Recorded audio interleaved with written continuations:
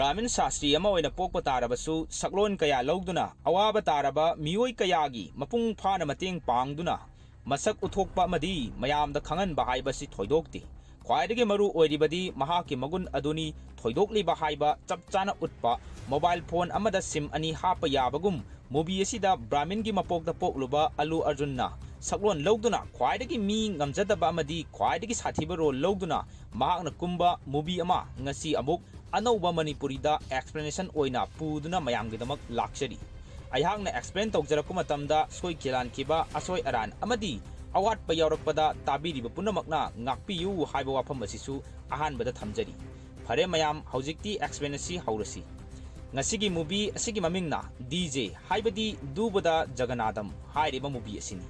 movie asi 23 June 2017 da release tawkiba action amadi comedy movie ni movie asigi karigumba kharadang panjarabada IMDb da 10 gi manungda 5.8 rating phangki Google users na 100 gi manungda 82% like tawba movie amani हाइरिबा movie असी number मतमदा 50 crore चंकी हाइरी अदुगा movie असीना तानखिबा box office collection दा करोड़ 135 तानखी हाइरी मूवी असीगी स्टोरी अमदी डायरेक्टर ना हरि शंकरनी मूवी असीगी प्रोड्यूसर ना दिल राजूनी मूवी असीगी सिनेमाटोग्राफी ना अयनंद का बोसनी मूवी असीगी म्यूजिक की फजरबा लेचन हापलिबना देवी श्री प्रसादनी मूवी असीगी प्रोडक्शन कंपनी ना श्री बेनकाटेश्वरिया क्रिएशन मूवी असीदा मरुइबा सतम लांगलिबा सिंग खरदंग पंजरबदा मूवी असीगी मेन प्रोटैगोनिस्ट ओइना सतम लांगलिबा हीरो हीरोइन दी डीजे शास्त्री की सतमदा मयामना थोइदोक हेंदोकना मसक खंगनरबा stylish star Allu Arjun movie असीगी हीरोइन ना पूजा हेड्स की सतमदा पूजानी मूवी असीगी मरुइबा प्लेस सपोर्टिंग रोल ओइना सतम लांगलिबना डीजे की अंगांग ओइरिंगे की सतम लांगलिबा सदभिक वर्मा डीजे मेंटर पुरुषोत्तम की सतमदा बुराली शर्मा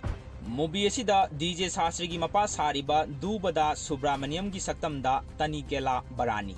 डीजे शास्त्री की ममा सारिबा पवित्र लोकेश डीजे की अंकल सारिबा चंद्रमोहन डीजे की इल्डर सिस्टर सारिबना हरि तेजा डीजे की ग्रैंडफादर की सतमदा रालापाली नरसिम्हा डीजे असिस्टेंट की सतमदा ससंग डीजे ममानब सारिबा गिरिदार बिगनेस की सतमदा बेनेला किशोर बिगनेस की मपा की सतमदा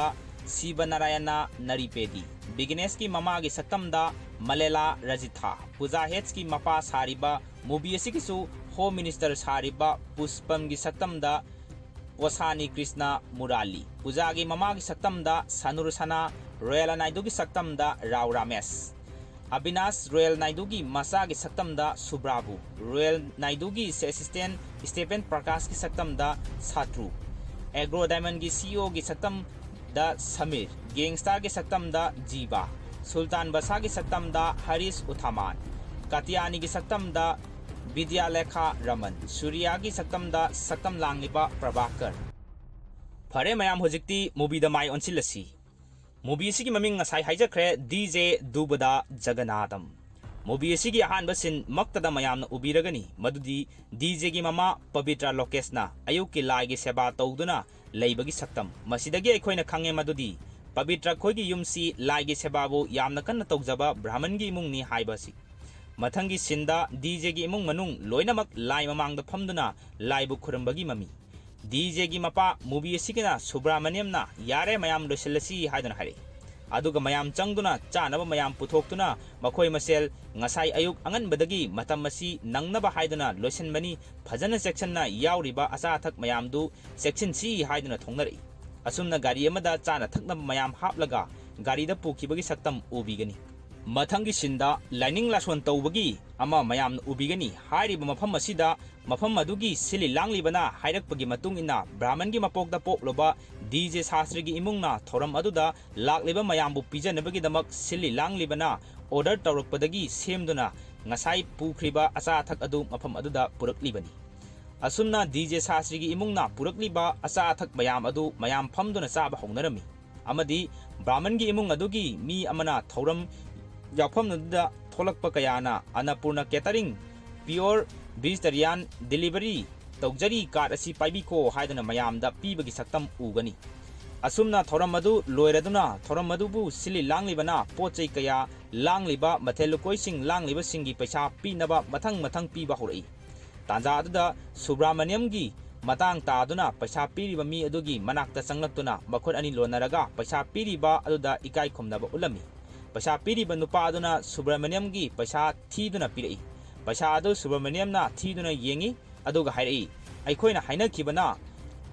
lising kunni aduga sidi lising manga khaktani karigino sar haiduna hanglaklam paisa thiriba nupa aduna paisa adu thiraga yenglaba natra piribadu haraugadaba natra haiduna hairi maduda Subramaniam na sar chanbiduna khitang nahaki thamoiduna khanthabiraga kharadanga hapiu hairami paisa piriba nupa aduda maduda khangauda paisa piriba nupa aduna Subramaniam gi mamaida khupakna kanna haugatuna tharai tanja adumaktada DJ Sastri orakadaba misak adugi angangi saktam movie saktam langliba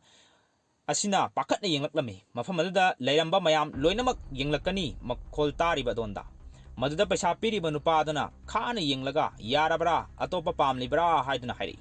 maduda Subramaniam na mathwai yamna nungaita koilei leiduna yengi Subramaniam gi imung lomda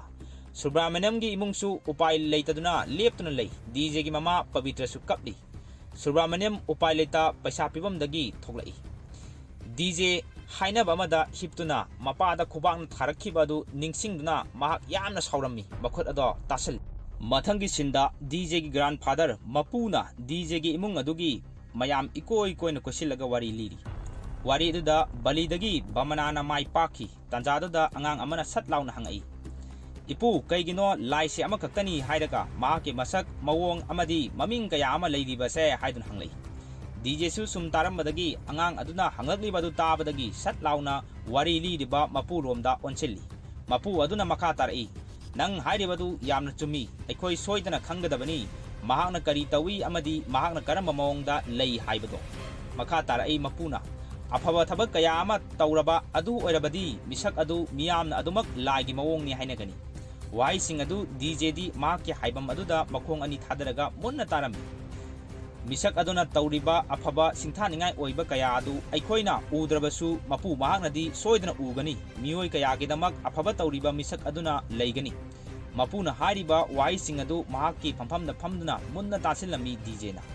mathangi sinamada DJ gi mase Haritejaga DJ ga Haritejaga gi college ta lakminai maduda Haritejana DJ da hai chahi taragi nupa macha amana chahi taraga nipan gi nupa ama god oi yam nokning mawani masi haidana college campus ta changlakle makhoi ani aduga machena hairei nang karino nang su class ta changlage hairabra haidana hanglaki DJ na bai hairam laga machena su bai hairaga DJ thokpa haukhre Hariteja mamanabi amaga thangnaduna makhoi ani hai hainarami aduga college manung aduda changlai Hariteja gi mamanabi aduna nahaki nanau nupa adura haina hangaklami Hariteja na hoi harami tanja aduda nupa ani khakna cycle na Hariteja amadi mamanabi ani adugi lambi thalami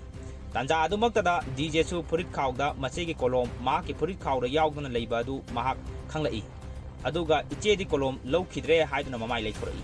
sondana nupa ani duna phen makoi sibu aikoi college ki satrane hairei maduda mamanaba amaduna madau karamna ai madu khangadoribano aina hojik urisidi ma khaktani haiduna karena hairei cycle adugi tayarna Hariteja amadi mamanabi adugi makhongda tayar aduna haijalami mataw adu DJ na urami amadi makhut adu kanna tasalami Hariteja amadi mamanabi ani adudi yamna hainaramde mataw aduda aduga Hariteja na yamna ki na hairei aikhoi freshers ni sar hairei maduda nupa amana kari nangbu freshers ne haiba haiduna karemna duna hairei maduda ngasai machegi kolom adu DJ na kolom adugi makhok adu lauthorai aduga mapuna haikiba wa adu ningsingje aduga kolom adugi muktu loinamak makhubakta haidoklami nupa ama na sonda hairi kaidorage kaigino noina ikairi dubo sangchilo ki sama tauge haiduna hairi maduda Hariteja amadi mamanabi ani adu chenkhre DJ na muk adu haidoktuna mamaida thumna taisilami aduga nupa ani adugi manakta changlaklaga cycle ani adugi mayaida mamaidu musukmuna taisellaga lepli aduga cycle ani adugi tayar nama makhutna tak pairaga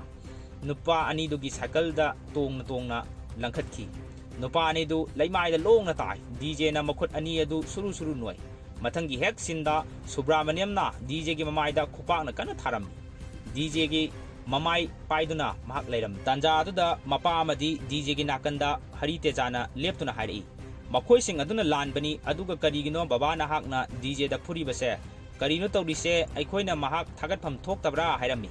Mathangi sinda mapa Subramaniamna DJ bu makut paiduna temple amaromda Brahman kayana leiba mafam amada ngang duna chingduna puri. Subramaniamna nahaki namaidi ingtuna cover tausalle adubu amaromda makoina ikhoigi yum mai thakrabadi kamdogani haiduna ngang duna chaiduna puri. Aduga Subramaniamna DJ bu laigi isingna haitharami makokta. Aduga Brahman amana DJ gi ngaksamda Brahman gi yamna lukraba ama sibirami. Aduga Subramaniamna hairi nahakna siribadu maru oide khanganu madu rudaksani Brahman aikhoigi yamna luba mani maduna nahaki mangaksamda hek sirikai nahak adugumba thabak thawong amata nahak tawba yaroi hairi. DJ na mangaksamda siribadu pairaga yenglaga mamai non khalaklaga hairi. Adudi karigumba aina phunabasi karigumba mathau taraklabadi Baba hairi basi aina lokthokpa yabana tra hairi. Brahman amandu lai sondana thoki. Maduda Subramaniamna DJ gi makok adu amuk ta pairaga Subramaniam gi makok ta thammi. Aduga hairi. Karigumba nahakna rudraksha asi nahaki nakuna hek lokthokpa tarabadi madu napa hatpaga managani lokthoi haina wasak hali DJ da. Masidagi mathangi sinda hafta ani gi matung laklagani. Monda Market ta Subramaniamna DJ da hairam Subramaniamna yam chekina lao nong tarakadabagi mamisu khara ui ngasi se hairam laga nganglaga Subramaniam chatkre DJ na okay hairaga lehawi tanja adumakta da kaithel aduda nongmai kablokpagi makol tarai DJ amadi mafam aduda leramba kayasu leiduna chenarami maikai salai khangdana mayam koichen chenari DJ su chelami kaithel aduda movie sigi DJ gi mentor oigadoriba Purushottam Nomaina makuta panduna laimai da tarami matawadu DJ na pochai marum amadagi yanglami tanja adumaktada nong susu tharai gangster kangbu ama chokki pusalaktuna makhogi boss na phamnaba haiduna tharaga phammi masida gangster ge makok sariba si jibana hairai close tawkraba case file amabu nahakna amuk hanna open tawre mahak madu yamna phatte masi hairaklam maduda Purushottam na hairai aina nangbu kaidangmai da thado oi maduda jibana yam karemna na hairai kari thadok oi highlight ahan bada nang aibu soidana hana phakho haidana karemna na hairi Purushottam su ma ke nongmai adu lam duna manak yaunaba yamna wana awasa thengalona changi matawadu jibana uraduna hairi karigidamak nakhogi department gi pistol adu sinagani se yengu masi brand new ni Russian made ni sumaina chap thagadabani aduga sida khudom besina namsilaga kapabadi dum haidana paithokadabani haidana hairami nangchu se try taw hairaga Jibana nongmai adu Purushottam da langchilakli yam wana Purushottam nongmai manak tamna changchilli Jibana changchilu haidana yamna karena hairakami mataw adu ngasaidagi DJ di lumduna yengli tanja aduda DJ na lumliba mafam aduda nupa amana DJ bu uraduna he angang kaidawriba nangdi sida yam thuna mafam asi thadoktuna chatlo hairaklami DJ na chatlage haidana hawgalakku matamda ma ki mangaksamna siriba rudraksha du panduna tatlaga paithoki Maduda DJ mangaksamda nanjarami aduga rudraksha aduda yengjai aduga Purushottam nomda amuksu yenglei Purushottam su yamna wana nongmai tamna changchili nonglak aduda tanja adumaktada yengdun leramba DJ nonglak aduda Purushottam lomda kanna chansalaki aduga sitlaga nongmai adu makhuna thak khungatlaga phajana em chummaga jibagi nakanda leiriba miyoi sing adu amamamta oina kapthari mataw adu Purushottam su ngaktuna yengdun leiri Asumna DJ na jibagi nakanda leiriba miyoi sing adu loinama kaptuna halami aduga jibada DJ na nongmai machine tamduna leire maruda jibana pakhana he nang kanano nongmai du thadau nang kai pami paisa pamra se lawro paisa nongmai du di thadau pakhatna DJ da yengduna hairaga phurit khawdage paisa lokthoga DJ da langsilai DJ na nongmai thadaraga Purushottam da yengi Purushottam su yengai makhoi ani yengai adubu mamai adu DJ na jibada onset laglaga mahaki makhutta pairiba nongmai adu jibada tamlaga jibabu nongmai aduna kapthaki mathangi sinda police station da table da ngasai kapkiba nongmai rudraksha adu thamli Purushottam na mahaki phampham da phamlaga doctor amana makhut adu yengbirami aduga mahakna thank you doctor hairami doctor adu su yengamnaga chatkre Purushottam na makha tarai kadai dagin nahakpu Bihar Chhattisgarh Orissa jar maduda yamna thuna DJ na hairi Vijayawada Satyanarapuram Agraham dagini sar hairi maduda Purushottam na ngakna hairi kari Brahmin society ni madudi namina kari kauba tanjada da constable amana nupa amabu police station da puduna constable aduga nupa amaduga inaduna pusalai he changuna he maduda Purushottam na kanano madi haina hairi Maruda constable aduna Saramasi college ki nupi ama rape tawi hairiba case aduda main accused oriba nupa aduni hairi Maduda Purushottamna o yare nang pusankro harai constable aduna hoi sar haraga constable aduna main accused ni hairiba nupa adu table amada phamthalami madugi mataw adu yamna muna DJ ni yanglami Purushottamna sonda maming kai kawi haiduna kanna hangli ba adu DJ di taramde asonda main accused aduda munna yengduna leirami hanjan na sonda di Purushottamna DJ da maming kai kawi hangli nupa amaduna su kanna DJ da yengnaga yamna karem ka thaina bagi mawong tawduna leiri amukasu Purushottamna he naming kai kawe haibni he kadai dano nahakna yengliba do haiduna hairai adubu adumak taramde DJ di main accused yengpa adu da yengduna leiri nupa aduna marai tingthoktuna sum karem naba du uraga yamna saungna DJ na table adu da thamleba nongmai adu tap paikhalaga main accused ni haiduna pusalak nupa adu nongmai na hanjan kapi maduda Purushottam phamlambadagi sat thawgulai nongmai sat amuk table da thami DJ na aduga yam lemna amuk hairai aigi ming Jagannadham Duvvada Jaganadham kawi haina siriba nupa adonda yenglaga Purushottamna kaigino nangna mahak pusot tawribadi aina hangbana ama nahakna tawbana ama nahakpu control ngamdabra haida yamna pakana amadi sauna hairaklami DJ na sat hairai aihak culprita jenabasing dadi control ngamde haina maduda Purushottamna adugi mi halibane maduda DJ na makatarai Rabanna sitabu kidnap tawi aikhoisu makhoise kaptuna hatkadabani karigidamak makhoibu kaptuna hate makhoina adumak leirabadi aikhoigi isesal singdasu nongmadi tarakloi haninga leite maruda Purushottamna adu warabadi aikhoina masida leiriba si karigino aikhoina makhoiba phari aduga kota puthokaduribani maduda DJ na hairi kota masigi case asi loibada matam kaya yamna changani sar haidun hairi maduda Purushottamna 3 months 6 months 1 year changani adu kaidoraba haiduna DJ da harai DJ na madugi matam du fawa matau karamna tumduna leiba ngamgani sar aidi tumduna leiba ngamloi sar haire Purushottamna makha tarai madugi maramdu madudagini aihang lalada halakhibase haire aduga file ama DJ gi mamangda thangalai table adu da thammi aduga sauna haire yengu masigi file punamak se crime da commit tawwa ngaktani haina masi pumba aigi khunna type tawribani farene nupi adugidi fare hatkre nupa asi atopa lehoriba kaya asidi loi hatpa ngamgadoribra hairi maruda DJ na yam lemna hoi ngamgani makhoi bu hatpa ngamgani hatokpadana makhoi gidi farabani hairi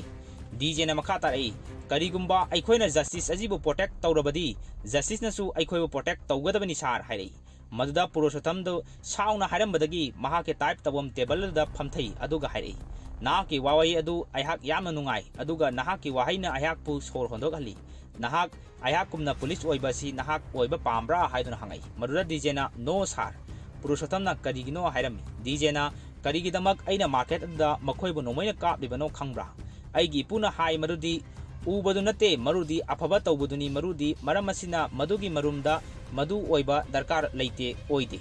aigidi haiduna Purushottamda hairei Purushottamna makhatarai Arjuna Lord Krishna thengnaki bakhoi anina phattaba kaya bulosenki Krishna na lambi tak tuna ngasidagi aihakna Krishna aduga nahakna Arjuna oiduna thaba kaya ama satharasi aikhoi sidagi nungaina mikup asidagi tumnasi mioi kaya amasu aikhoi gumna tumhalasi haina Purushottamna DJ da hairai aduga Purushottamna DJ romda makhut tingthoi DJ su Purushottamgi makhut aduga momo noktuna soknai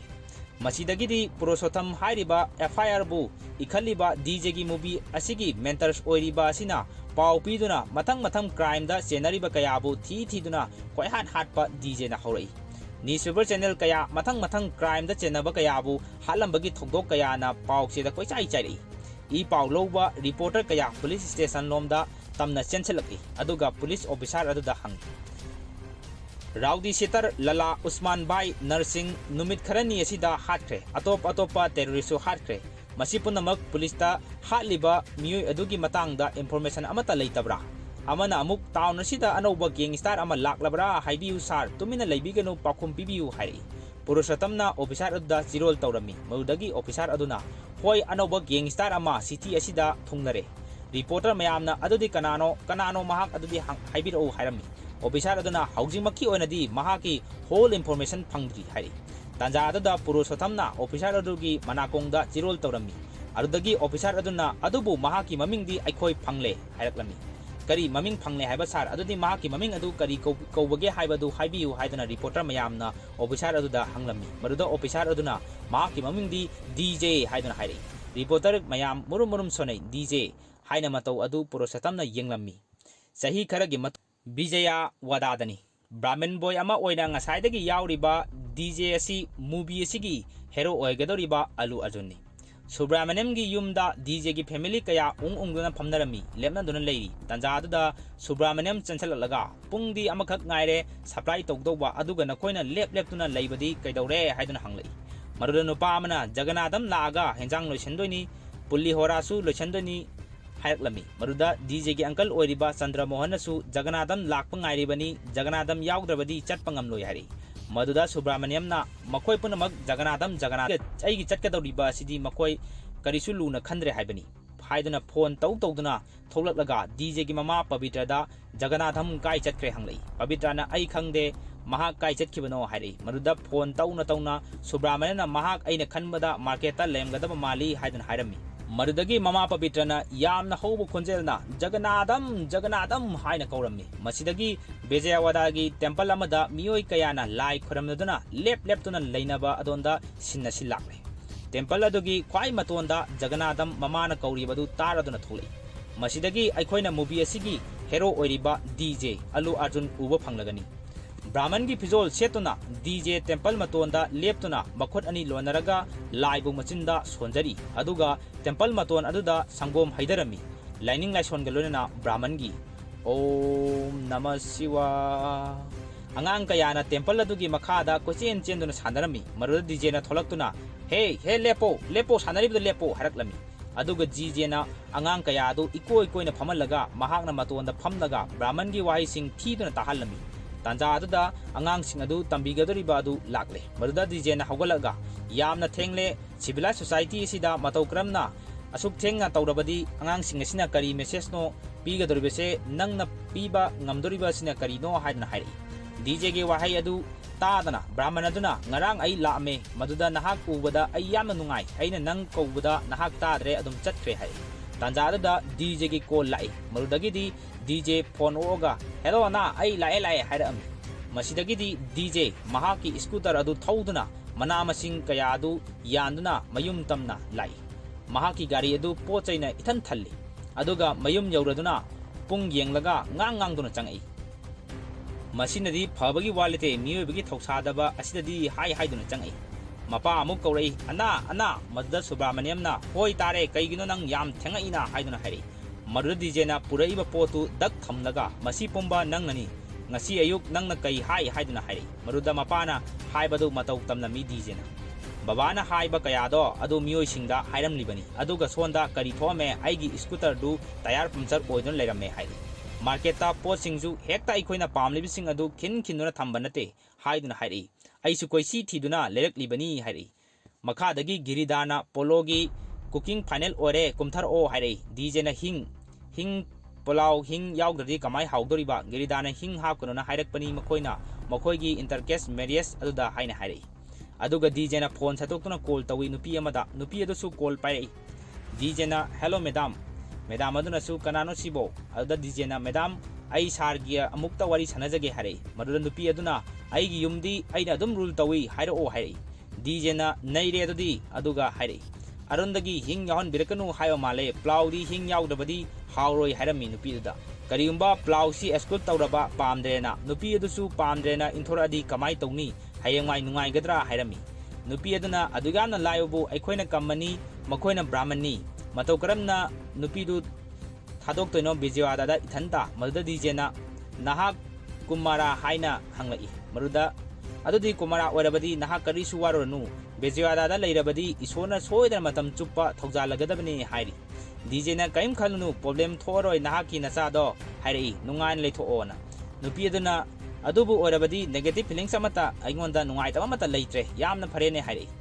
asumna phone thamnare DJ na ai evening gi prayer matam oire chalukhige sharma nangdi chaloidra hairaga DJ chakre DJ gi uncle Chandra Mohan na thabak khudingmakchi yamna line tawi kanana su tawba ngamoi ma dawna haiduna sonjarami malda giridana yare aigi ithakta complain tawba lepo sasina ngaikho ai lae sasri ngaikho haiduna lautlami DJ na nangna amuk uncle da dabka tawranu aina nang munna khangi gyan tawko hairaga makhoi ani chakre Giridhar अमदी DJ मखोय अनि फमिनदुना नुमिदांग वाइरमगी prayer तौरी तंजादुदा DJ की युमगी call की ring अदु खिंगलई DJ phone अदु पाइखतली तौरलिब phone दु पुरुषोत्तमनी पुरुषोत्तमना कैदौरे mobile दु ताद्रबरा हाइरई मरु डीजे ना साइलेंट मोड लाइबनी हाइरओ हाइरी पुरुषोत्तमना नंग करम मतमदा हैदराबाद लाकनी डीजे ना मिनिट अमता हाइरगा अना करम मतमदनो अखोइना हैदराबाद की कुकिंग गिदो हंगलमी मरुदा मपाना 23 ने हाइरई मरुदा मखोगी इमुंगी मी अमना 23 ओइरबसु अखोइदी 22 दा सोइदना चटकदबनी हाइरई डीजे फोन अदु अमुक पाइखतुना पुरुषोत्तम दा हाई लानी 23 ता ना करी हाइनिंगबा लैगे हंगलमी पुरुषोत्तमना नंग करीम ताद्रो हाइरई डीजे ना तौदौरिबा सिंग अदुदा चानबसिंग लोइनमक प्रिपेयर तौसलो नंगना महाकु मांगनखिबा हातोखिबा यारबदी हाइरई मरुदा इमुंग अदुगी मी अमना करी मांगनखिबा सीबा हाइरई मरुदा डीजेना सरदा हाइबसिदी असीबा मी खकिनी वेडिंगी नते हाइरमी डीजेना पुरुषोत्तम दा अमुक फोन दा हाइरमी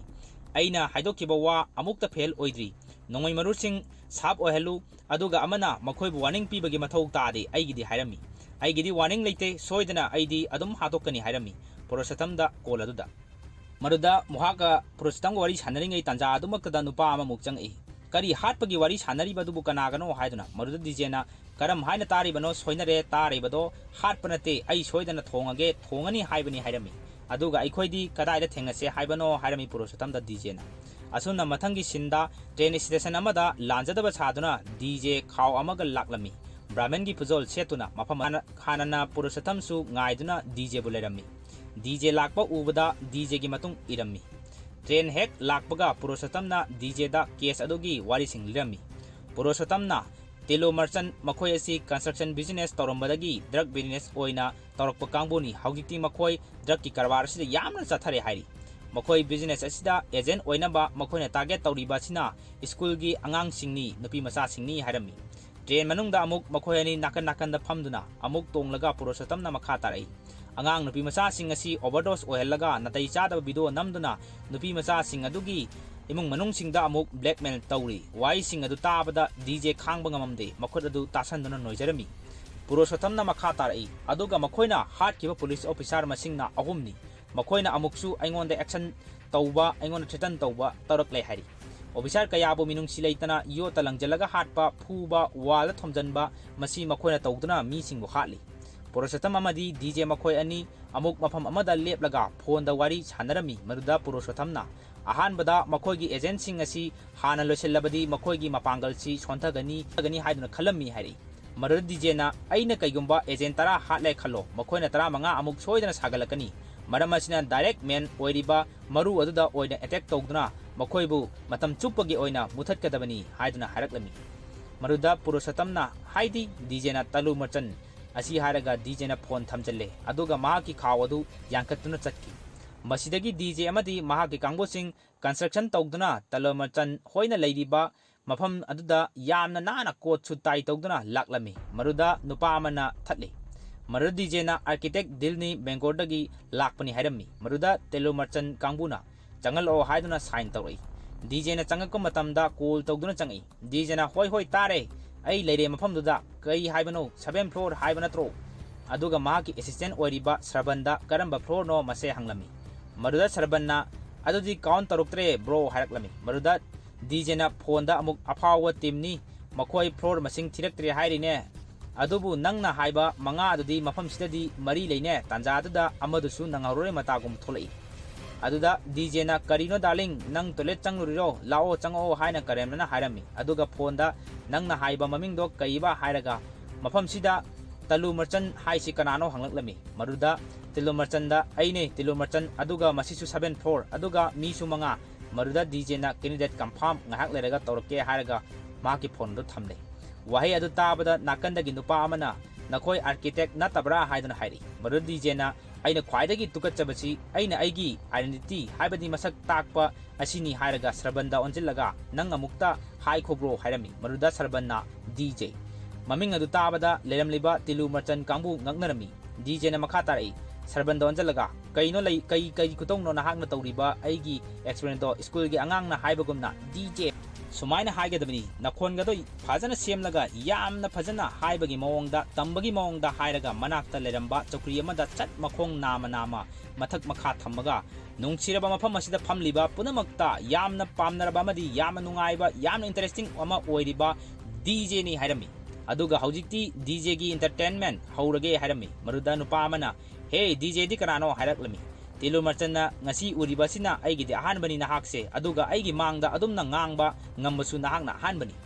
DJ na amuktangbu aina yengkhraba mi adudi adumak siregadabani ani subagi chance leite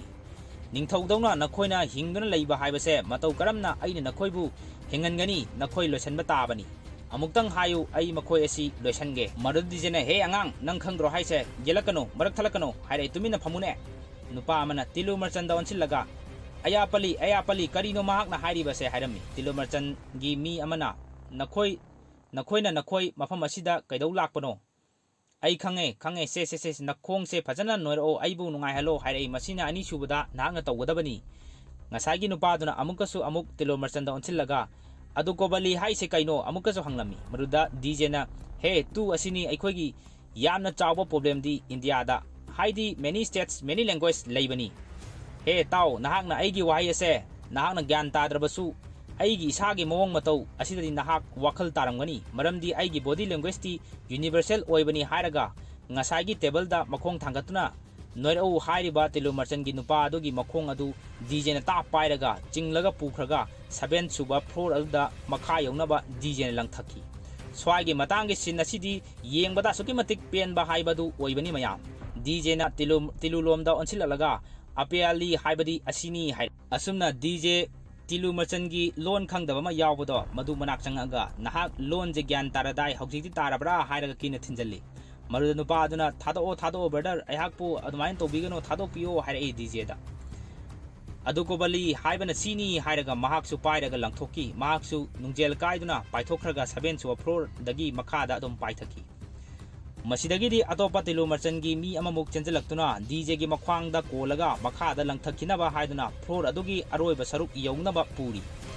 अदुबु हाइसिंगदबा DJ ना मखादा इथरगा महाकपु मखादा इंथरनबा पुरकलिबा तौरिबा अदु ओइना 7 सुबा फ्लोर अदुगी मखादा ताकी हौजिति मखोय अनी तंग मंगा लेरंबदगी ngaire DJ sat changjalaga nupa ama lehoriba adugi mangaksamda bena direct longna haidarakpada longna haithaki DJ na makhongda ताहलगा चौकरी यौखिनबा काखटलगा फमथाली तिलु मर्चन नोंगै कापके हाइदुना सातोरई अदुबु हाइसिंगबा डीजे ना काफनबा अदु लेफाली तिलु मर्चन फुरमी अमदी मयादा ड्रग इंजलमी अदुगा मखदांगदा थागतकी तिलु मर्चन पाइखलगा टेबल अदुगी नुंगजेल अदुदा ताबदा नुंगजेल काइदुना लैमाइदा ताई अदुगा डीजे ना छत मंगक समगिदा पाइरगा चिंखलगा मथबाक्ता नोंगैना थमनुना दंग काथोकी असुना मथंगी सिंदा पुरुषोत्तमना मथंग क्राइम तौरिबा कया ताकलमी अदुगा डीजे ना मिसक सिंग अदु चतुना हालमी माकी टीम अदुगा तौरगा खुदम चांगदम लेतनबा कया तौदुना हाटपा हौरी महाकना मी हालमदाई खुदिंगसु महाकी रुद्रक्षा अदु अतोपा महाकी टीमदा लौथोकहंदुना मपाना वासखनखिबा अदुदी महाक नकलमी पुरुषोत्तमदा लाकपा केस कया पुरुषोत्तमना इसेलगा खंगतुना मथंग डीजे ना हाटपा हौरक्लमी मसिदगिरी सिन अमदा रोयल नायडू थोलकले रोयल नायडूना महाकी मियोइसिंगदा हाई आई फजना नखोइदना लाइरिक तमहौदे ngang चंगकपगी ममी अमा ओबिगनी मांगना मखा तारई इपाना हाइबगी मतुंग इना करिगुंबा हिरम अमतदा लाइरिक लाइसुगा थबक्का मरी लेनदे हाइरमी मतंग अददा नुपा अमा थोलागा गुड मॉर्निंग सर सोट तौननबा ngaidun leire हाइरक्लमी असुमना सोट तौरमी एडवर्टाइजिंग की रोयला नायडूना तौरिबा एडवर्टाइज असिना नायडू कंस्ट्रक्शन गिनी रोयला मसक मवोंग ओनना लाइरबा मुक्सा अमुक इना खुनबा सा तौदुना नमी ngसागी नुपा अदुना डायरेक्टर उदा हाइरमी येंगो डायरेक्टर मसिगी नुपा सिगी मतौसी अखोय सिरेद्रा हाइबा फावबा आइदी फावरए हाइरे मददा रोयलाना तारादुना नहाक उद्रा कनानो इंगोंदा हुजिक हाइदो हाइरे रोयला नायडूना कनागुंबना लेगदौरिबसी ब्रांड असिदनी नायुदू कंस्ट्रक्शन असिदनी आइगी एक्टिंग दा अदुगा नखोगे डायरेक्शन दा नते आई खंगी आइसे मॉडल नते हाइबा अदुगा रोल मॉडल कयासु लई हाइना मथंगी सिन अमदा रोयल नायडू की असिस्टेंट ओइरिबा स्टेफेन प्रकाश का रोयल नायडू का स्विमिंग पूल अदमगी वांगमा लेरगा वरी सानरमी नायडूना महाक कई हाइरगे मरुदा स्टेफेना नंग पुथोकपना फनी हाइदुना लेरे हारकलमी नायडूना machinda thijali Stephen da aduga aina nahakpu neklibase masibu mayok nanabani ai sendong pami aigi imaise uthokpaduna te pamlise hai Stephen na sorry sar hai naiduna aigi naidu kawe haibase khangbanate miyamna khanglibadi ayaki construction business asi khaktani haidana hai maruda Stephen na tajare sar hairami masidagi agro diamond gi CEO oiba Samirbu Stephen na swimming pool adugida phamduna ngairi Samir lae aduga Stephen amadi Samir wari sari maruda Samirna aroiba ai agro diamond chairman phange call numit humni tawda mahak phone paide chatti haira makhoi aina sanari badu royal anaduna nakanda phamduna tarami Samirna sar tawribasi yamna lali aikoina tawribasi atauba asoibani masi maduda Stephen na kaidorage aikoina tawribasi business ni hairami Stephen gi mamangda phone thamduna makhoina sanari ba wari pumba royal anaduna tari Samirna business nate sar masidi proud ni namthak ni tawribase aikoina offer tawraga plot kaya ama anemba mamalda pini hairure mioi kaya ama na paisa thijilae adubu aikoidi len su leite amu makha tarai haujiti mioi kaya na police ta hanna approach tawkhre ai ka dawgadabano khangdre ai phakhradi bai phakhani soidana police na hairaklami Stephen na madugi damak waruganu Samina karigumba wathok ase chawthoraba tholaaba aidi nahaki naming hana haigadabani maruda royal anaiduna Stephen na adu kaidorage nahak si threaten tawribara haiduna hairi tanjadu da royal anaidu maming haidokani haibadagi sauna laktuna makokta beer bottle amana thomdatli Samirbu aduga makok paiduna kana table da gyan mangna ba namchilli ngahaki matung Samir gyan mangki royal ana makhatar ai mangna thama da lawribasi 5 lakhs ni aduga numit mangani henbaga yabanate aduga mahak asi hingli opi hospital da pukro haiduna royal ana Stephen da hairi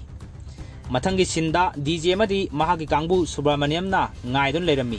DJ gari da lai hek kumakpaga Hyderabad ki traffic asi yamna phatte DJ khoine laklibasi makoina ngasai haina ki ba toni that adugi mathelukoi gi mahagi uncle na hairakpa adugi damak Hyderabad asida laklibani masidagi mathangi sinda movie asi ki heroine puja tholai mamanabi kayaga wari watai tawduna leinari Pujana mahakna performance tawrubadugi wari mamanabi singda leri tanjada da pujagi mamanabi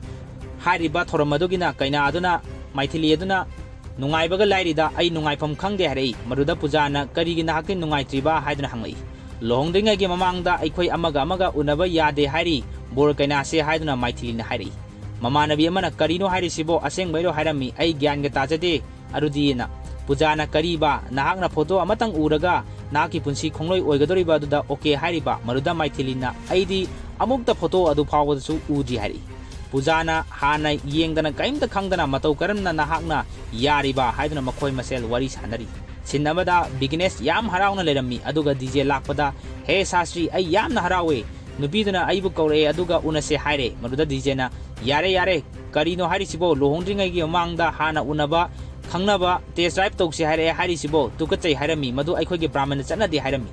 madugi offer adu yamna phataba offer ni haiduna business ta hairami masidagi Subramaniam na hairei Jaganadham nahak chakchu thongadabani amadi nahaki friend asichu nahak senagadami hairaklami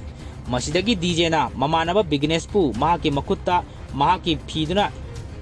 gisillaga mahak aingonda lapthoktuna chatpa yaroi masigi matter asigi damak aduga aina adum mahaku pharaga thamni aduga longdringa gi mamangda karigumba amatada hekta mahak nupi aduga unaba yaroi madu phawa business ki khud adu aihakna kisindra thamgani aihaki khutta haiduna hairi masidagi DJ na business pu makhwangda langna kiduna sarik makhol khingba aduna nama kinaraga chaksu thongduna lerami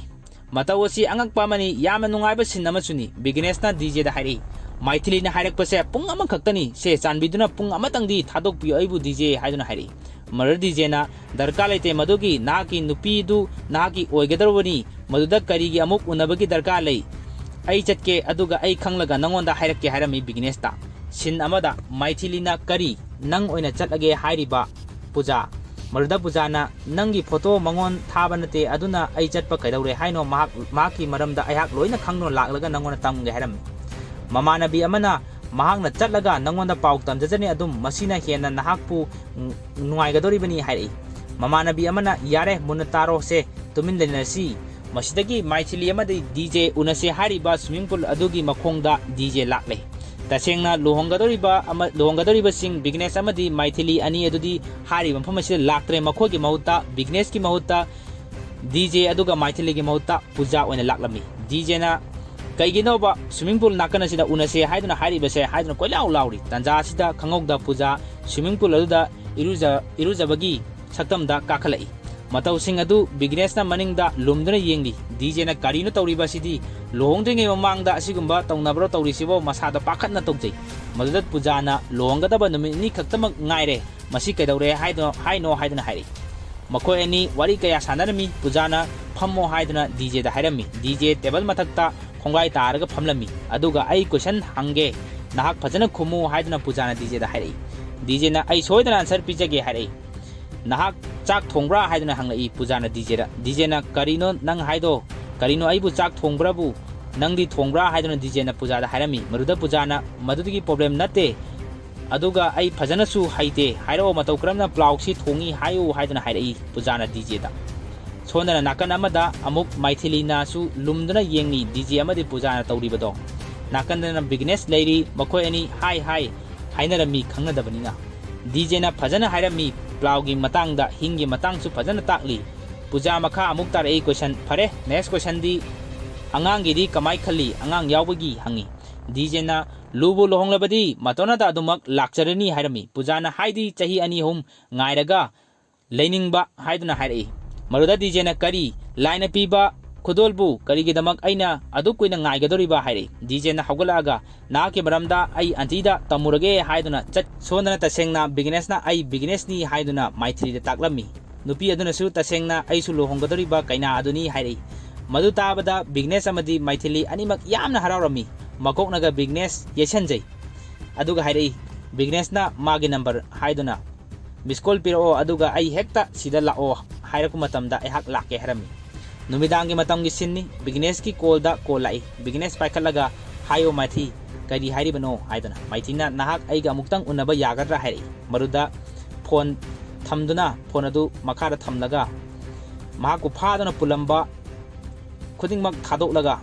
goro laiduna tholaga maithi hoi tamna business lai yamna monda nungaina business hairiba puja hoin leriba maithi hoi gi mafam aduda mahak lai tanja aduda su maithi gi party puja hoi party na hanana business bu ngai dun lerami puja na Salman Khan dawna changa une haiduna business ta hairi marudagi business na mahang lil iba phuri du lokthoi tanja aduda DJ paisala aga maning da thajal ei khubakna aduga kari matau no toriba sidi kari post no ahing no ngai khida half dress asiga nahakna tawriba si karino haiduna business ta hairi yamna saungna DJ na mahakna yale phiduna su koikan kalami business ta aduga makha tarai namai phawba utpa yade hairaga mafam sida nangna mayam mang sida dress asiga uttana masidagi pujana hai makoi ani se lohonggadaba numit ni khak ngairabani sida kai khudingmak se sastri gi permission logba darkar karigi damakta oiribano hairi maruda DJ na hai khanthau karigumba aina uncle auntie da hairabadi marriage se soidana cancel tawgani checksalu hairami maithina puja mahak se nangna mukta manage taw ingtha loba magi asawa se please hairi marudagi pujana se sastri nahak business ki damak leiri DJ na hoi leiri ai adu kaidorage pujana aina su khallibani aigi maithigi DJ na adu kaidoraba khangauda pujana DJ bu chingsinki mafam aduda miyoi ani su urami nakandagi yamna naksanana pujana DJ manakta leiraga nahak aibu pamdabra aibu udana nahak leiba ngamgadra hairi sasri nahak ki figure si yamna super oi nahangi swimming pool aduda thengnaki baduda hairi nakandagi DJ na sugatpa uraga biggest na karino man tawriba se aigi maramda hairiba jatla karino moina tawnariba se khanjarami DJ na business pu phuduna ma ki phina su makutta ki duna puki pujana ma ki asonba aina khange hayengdi ai phajana dil tawrage hari mathangi sinda DJ sasri gi uncle adu lokhurami maruda DJ na kyam kuire lokhuba kai gi pothadrino hari Chandra Mohan na haujikti technology su yamna wangkhre online da loina yonakhre aikhoide hayhodre home delivery su tawnare school da angang sing thinba su bus na ole aikhogi thabakti kadai da leirakani haiduna tengtharami aduga makha tar ei he Jagannadham ngasigi smart technology asina miyoiba kayagi lamna hale miyoiba kayabu lapthokna hale haiduna yama thamoi sokna hairi miyoiba singse sum naksan rakadra hairaga karigi namak gap se yamna sum leisalakli bano haiduna hairi madu DJ na problem di technologies tu natte uncle problem di mi aduni mi duna sinabagi makha poli hairi tanja aduda puja party mayam adu mayamna chanaba siliba DJ gi manakta pujana laudana lai. Excuse me, kanano sigi coffee se semi se kanana semino se amukta haibiyo kanana coffee se semano haiduna laudana pujana DJ rom da lai. Mataw adu uraduna mamai laithur I DJ. Mayam do ingak na pujagi mataw adu yengdun lainari pujana DJ mamang da lepsalaga sigi coffee se kanana semge. DJ na ngasaidagi tage na tabani yengana yengbani nakhoi na tawribasi karino nakhoigi koilang langbi koilaw lawbi du haurak labara mani coffee se aina sembani hai maduda pujana mani masi coffee se Oscar award phangba yai hairaga pujana coffee adu thakli aduga coffee adu makhara thadagi aduga DJ tamna changchilli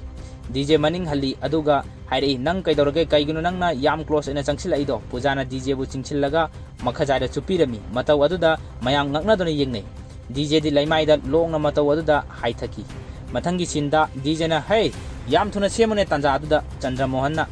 DJ da ai chalukige harai maruda DJ na nakanda phamliba aduna kadaidano nangna chatka gudriba do thabakse thadoklamlaga harai maruda DJ na aikhoina leiriba si Hyderabad ani tumiko mahaki machagi yumda chatu eramni nipa amaduna chaluro adudi harai Chandra Mohan chatke tawbaga DJ na uncle bag to puko nahak wakhal ngauduna mangduna hudoklamni harai Chandra Mohan bag adu paikhatuna DJ da wadi haining haibadingamda bag adu kondana tholai bag to kolaga tholako matamda Chandra Mohan bag manung aduda karingba khara yawa mali haiduna makhuna khumjinduna yengbada paisa chabunama oirami Chandra Mohan mino kalona Jagannadham haire DJ haugatuna maki uncle gi manakta changaktuna lepi Chandra Mohan na kana amatana aina hangnubada mateng amata pangakhide adubu nahakti ayakna hangdana aigidamak mateng pangbiri haire maduda DJ na ai loinamak khangi gyan tai uncle gi namid adu yengbada haire Chandra makha tarai Chandra ai haipam khangde aigi ichanupi gi matau nahakumna icha ama leijramadi haire maruda DJ na ai senangi nacha natabra uncle aina di uncle bu aigi parents tawna khallaga nahaki natambakta tawrakhiba natra ai se uncle haire Chandra na ai chatukige momo nooga haire DJ na hoi chechana chatlo haire mathangi sinda tasengna DJ di puja thamoi sengna nungsiruba haibadu oirabani maki nungsiba du puduna mayum da hanaba tholak liba kaya da puja tholak pra haiduna makutta rosama paiduna ngairaga leiri DJ tanja da puja ga mahaki mamanabi kaya ama tholai DJ changchenduna hai puja murda bai sasri hari puja na DJ na hai puja mungta ngai ko hairei mamangda ros tuma pairaga leplaga DJ wa makha tare makhogi luhongbadi loikhre ado puja na mathangi luhongbagi mathangi dura hairei DJ na nahangna openly haiba pamira aidi ikai jaye haiduna yamna kesanami mong matau tawrami DJ na mamanabi amana sasri mahakna ikai ramgadrane nahak puja gi maramda nahak khangdro mahak si kanano haibado fashion da khwaidagi power misak amani India gi khwaidagi power amasu oiribani haiduna hairei mahak se like suda hairo Italy da loiraga Paris da master loiraga leirini nahak khalune mahakna nahaka luhongba panglonggadra nahak punchi chupa nahaki kitchen gi thabak ingang tawduna chak thongduna leiba ase mahak panglonggadra amadi leininglamgadra haira une haire wai singadu DJ leptuna tuminna tari puja makha tarai sasri tasengna haira kanda aikhoina nangonda prank tawbane nahak pu bor sahanduna aikhoina nangonda prank tawbane nahak kasu khanganu masi aingonda di entertainment ni aduga nahak kesu nungaiba phanglamgani ani se chang amatani haire maru DJ na tamna chang pujana DJ da nathamoido tapthao haire aduga rose adu pujana pairaga sasi masigi flower se thamjalu nahaki na para thetnaba haiduna DJ gi na para thechali pujana aduga mathang mayam thoki tumina DJ leptun lei DJ na badagi rose adu lokthoi aduga puja ngai kho haire DJ changaktuna haire taw nakhoina ai pamdre adum icham chamna hayu yadro aikhoigi thabak thawong sing ase aikhoigi occupation dadi lana haibadi yaroi karigumba nahakna afaba haidraba adudi nahaksu afaba kaidongaida toramoi aduga mingonda phatabasu haigenu haujikti aigi thamoida nahakpu leire adubu nahaki wahaina aigi thamoi kaihelle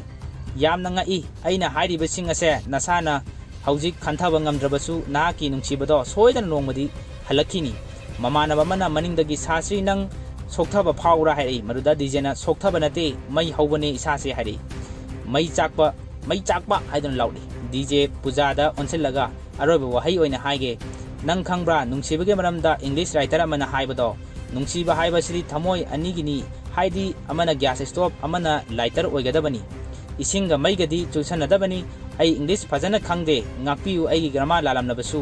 bai haramlaga DJ mamai lethoktuna yamna nungaitana chatki tanja da nupa ama changaga puja da hai yamna nungaire ngasidi ai maram ani dagi nin ai hakna nungairi base madudi karino haiba kanda ai gi punsida amukhana uni khalludraba ani khak aina ngasi uri ahanbada sasrina mi amabu nungsiba ani subada sasrina mingonda haijaba masi aina nakhoida uba phangi mahaki mafamdagi aigi punsida yamna nungaire thagatsari haiduna kappaga nupa do chatki puja mikup asidadi DJ na hairiba mahaki nungsibagi wahai choirol amagumna khanduna kaisu khandana chatkre mathangi sinni DJ mahaki scooter aduga mayum tamna laki lambida mi pareng leptuna ambulance leibasu ure DJ khudak aduda mahaki gari adu inthuraga kaidorabano haidana chenjali yum tamna adubu mahaki mayum changlakpadadi mi kaya amana mamangda leptuna leiribasing adu haidoktuna DJ changai adubu ure DJ na mahaki uncle Chandra Mohan asiba haksang oina thawai yaukna hippaga leirambado Subramaniam na hairei mahak ase masa matanda sijabani hai karigidamak mahakna suicide tawribano kaptuna hairei DJ da DJ mahakka Chandra Mohan ga punsi haurakhiba sanaminarkhiba kaya ama mitmangda una leiri thawai yaukdraba haksang Chandra Mohan adu poloinabagi damak DJ na mai chunaba torami mahak mai chuba ngamnamde adubo awaba pumba khanglaga maina adu churami asumna Chandra Mohan chuduna poloikre numidangi sinamadani DJ mahaki table da phamduna che ama pathor e che adu suicide tawbada piramba che ni Jaganadham da chithi adu gi cherol da hai Jaganadham wa amadi hainingi ai marudi lamsi hongna yoli haiduna aina atanjaba sel kayadu paisa kayabu agro diamond company haiba company mada thadaki aduga ayhaki aroiba installment thige haiduna mafam adura chatubada agro diamond company asina namthak togduna mioi kayadagi sem khongatpa oirami madu ubada thamoi ayhak yamna kaiki mioi kayana agro diamond office ta nungna thomjili irang haurai protest kaya satharai mayamgi kholau larai agro diamond gi mioi sing charak piu aikoi gi paisa handok piu aikoi gi paisa phangan biu haiduna mioi kayana lauri police kaya ga mafam aduda buknari agro diamond gi CEO Samir police na phaduna puthori ahan amana pendaba kholau lauri maduda hairi ayhaki leijaba pumba mafam asida thamjabani haujiti ayhak loire ai loire wa adu haina ahan ado wan thaki matau sing adu Chandra Mohan mafam aduda leptuna yengduna ayhak ningamdana tholai ayhakna mangan amakhak mangki masina ai soidana hingduna nungain leiragani adubu haujikti ayhaki mangan haibado leitre lambi su leitre punamak amatta ayhaki leitre marudagi ayhak hingduna leiriba se karigino haiba isa ithanda khalakle isa no pina haiba kaya su ayhak ningsingni nahakti ahan oirabina kaimta haujik matangi khanglamoi haiba kaya adusu ithanda ayhak khanjai ayhaki plot ti kadai haiduna mina hanglakpa matamda ayhak kari khungani ayhak yamna ikai jaragani milu da ayhak pirang sintha siba haibasina ayhaki asengba lambi oirani haiduna aina siba haibase sirage haina harau yajaribani ayhak train ge track aruda leptuna leiri train lakpagi makhol yamna houna ayhak tarami ayhak khong amuk thangdoki adubu ayhak khongpham chena leplaga khankhre masidagi ayhak train adugi mamangda lepki kana amata ayhaki dasa sigum haugalak liba mioi singdari ayhak tahaninde Jaganadham haina cherol aduda irambadu paraga Jaganadham thamoi sokna kapcharami DJ mathanda khali karigumba nahakna aranba tawraba madudi nahak soirabani aduga nahakna aranba tawraba masidi namthak masigi hek singsigi matung dagidi chat yungna DJ hairiba case asida mission ama chatharage haiduna chap lepkhre Purushottam ga unaduna detail punamak lownaba haiduna mahak Purushottam ga phaminari Purushottam na haiba horei photo ama ulaga masi Stephen Prakash kawi aduga mahak asi hawala business torambadagi khangaudana chahi anigi mamangda mahak asi agro diamond gi chairman oiramki asonba kaya amabu thiduna middle class mioi singda namthak togduna makhoina 9000 crore gi sempam khongkathre DJ wamakha tarai middle class ki imungda amuk khanna madugi wahi adu aingonda palaklaganu madugi longnam sing ase masi makhoi adumak chathaduna hojiksu leirakhini makhoi asi aswaida aikoi loisan mathau tarabra haiduna hai Purushottamna Delhi da makhoi asi leiri hairi Supreme Court ta chatnaba sem sari su hairi Purushottamna file adugi mathangi leimai phaktoklai aduga mahagasina Samir Chandra agro diamond ge haujigujit ki CEO ni mahak CBI na phaduna leiri hayeng mahak asi court soidana mahak na witness ki damak thokadori mathangi sinda CEO oiriba Samir Kota Putorak kani tabada yamna miyamna protest tawrai police na ngak seli police kayana guard taduna pusalai Samir Purushottam makatarai mahakna asengba achumba hayeng witness oiduna hairabadi miyamgi basadu handokadoribani phangadoribani adubu aina khanbada hayeng ma puthorakpada mahak soidana haranabagi plan loinamak yatuna phatrabasing aduna leiramgani khalli tasengnamaksu Purushottamna haiba adugumna miyoi kayana Samirbu haranaba angamba upai sizinaduna aim tawduna makhut nongoi paiduna lei dijena sat Purushottam da hairi phare adudi hayengi numitta Stephen Prakash switch off tawrani loisalani hai mathangi sinda Stephen Prakash gari thauduna car anina maning mamang thauraga lai khangauda mamang thanglamba car ama thadari matauda ingakna Stephen car manungdagi chenthorei khangauda maning thangba car adusu amuk DJ na JCB thauraga kotlaga turelomda kothoga langthokki JCB sat khamlaga ngasai nankeba gari aduda nongmai kaplaga changai DJ na matang aswai sigi sin sisu yamnamak adumak yengbada pianba ma oibani mahaki kuchat mahaki mawong madumakna star alu ajun hainaribani hairibani DJ gari adu karaga Stephen tamna changai DJ gi team oiba mahaki party singsu nakan da guard taduna changminarei DJ sauna nahangna miyoi kaya halaba honabasu leptri hojiksu honariba adugidamakta nahak pollution ba ngasidi soidrabani nahakna honariba nahak ko da chatningada nang hana hatoage haiduna DJ na hairi mathabakta dog kawki DJ na Stephen gi aduga yamna thuna call taw nahaki misingda aduga nongmai adu yamna thuna madu kapa yaroi haiduna nahak ora tawgadabani hairami maningdagi DJ gi assistant Sabana nahakna tawriba adu matang chadri aikhoigi marudi CEO bu hana kanbani hairi tanda adu da Stephen na DJ ni haiba khangladuna masinda DJ hairam DJ Sabanda hai aikhoigi misingda call taw halabra hangu aduga karigumba halaba mahaki mangakse aina thangtharagadabani mafam asida sauna hai aduga amuk Stephen na nongmaina namnaga aigi nongmai maru asina paithoraklabadi nahaki nakokse uhaiduna phong kaiduna leigini sondasu pusali Samirbu police kayana guard taduna court manunglomda mahakpo hatnabagi damakta leigiba kayasu mahakpo hatnaba haiduna target tarokle nongmaigi trigger khudom khatke tawbaga phone gi ring lai loinamak aduga hek paikhatpaga lepo to kap tobugi tawriba dudai to hairi madda kap togi tawri mising no karigino hay matamda Stephen na wa makha taragano to ori to hairi asumna Stephen nongmaina kap kide Purushottam ma ki kangbu sor sang na hontoi sarbanda ko lai phone la han DJ da pi Purushottam na DJ nahakiru tawrunu mahak hingba haiba si yamna maruni namthak tawduna lakhat ki paisa du amukhana hankalna ba ikhoi tawkisi makhoi bu thado ko hairi DJ na Stephen da yengnaga hairi haujikti na khoi gi hingkhigani paisa adugi damak haujikta na khoina paisa mayam do pithokadabani hairaga makhadang da kin thinki aduga DJ amadi mahake party mafam adagi tholai mathangi sindani pauda hairi agro diamond gi CEO Samirna court ki proceeding da support tawkre miyoi kayana mang amadi mangnarani haiduna khandarama paisa kaya soidana halaknani haiduna thajana basu leire haiduna mayamna haire sondana royal naiduna Stephen Prakash ta kanano DJ hairi base kanano haiduna khubang thar Stephen na masi inquiry khangne kasu khanbirugunu sar hairi maruda royal naiduna aigi khwai asoi base nahak pu net ubasini haiduna chai aikhoibu 9000 crore adubu pithokidoira nahak pu karigumba kharadi taw haiduna hairi Stephen na matha yamna sana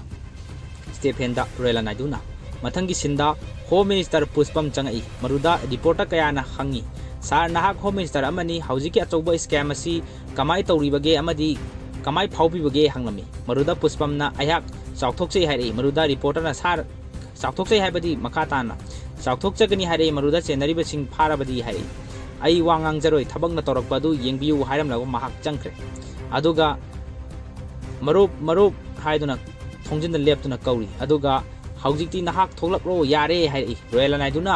khoramjari minister hairami aduga makha tarai masi punamak agro diamond gi matangni nahaki capacity karino hairi royal na 9000 crore ni nahak akanba achouba phamthol amasu phangnani nahakna masigi chance manghandrabadi nahakna phajana sinnabasu yagani Puspamna paisasing aduna MLA minister kaya si leiraga ayahakna si minister oina phamlaba haiduna mahakna mondang sanajarami Royalana nahakna si minister oiraba tungda ayahakpu thadoraba nangi maramdagi Royala hawgatlaga phare adudi nahaki nachanupiga ayaki chanupaga lohngnaba tawrasi hari se sida leire ichanupagi photo amadi details mark se ai dongnadi tawdabani thidabani yamna phajabani yamna ingtapani ingtapa ichanupani hari Puspamna yamna phajare ayaksu aigi ichanupida harukige hari maruda Royalana madugi damak thodok tawgada mande maramdi aigi ichanupagumba nahaki nachanupina phangloi yarani hari aduga amana Puspamna karino amana hari Royalana DJ mahaki information pumba ayak pami mahaki punsi warido ayhak ige DJ a book of Royalana du haradi kyam phajagini haiduna mahang hairami Puspamda mathangi sinda article ama puja ge table da mapana thamai puja ngawi hairi bodda Puspamna arudi nahak mahak ase pamabra hairi pujana mahak asidi ai hana khange remwalk ki fashion show da thengnakre khwaidagi naha oiba businessman ne mahak khusat mahak ke mong as khuphaja amani aigi college ki imanabi mayam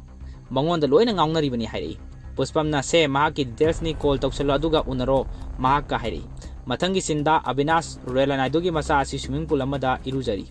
pujana phone lakpada okhalaga Abinash na hi puja aruda pujana aigi number leibro save tawbro hairi Abinash na au leye babana thara ame hairi pujana ado nahak karama matamda India da lakani Abinash na kaigino ai kai lei khangbra nahak lao Abu Dhabi da hayeng ayuk lao aisu evening handoini mafam sida mall hom sangabagi leibane pambri yeng lao aduga nangsu shopping taw lao hairi pujana hoi adudi Abinash na phare adu section na leiro nganna lao haraga phone thamnakre masigi matungda mathangi sinda haina kibagi matung inna Abu Dhabi da puja laklami flight tungduna airport manungdagi tholakpada Abinash na ngaiduna puja bu lerami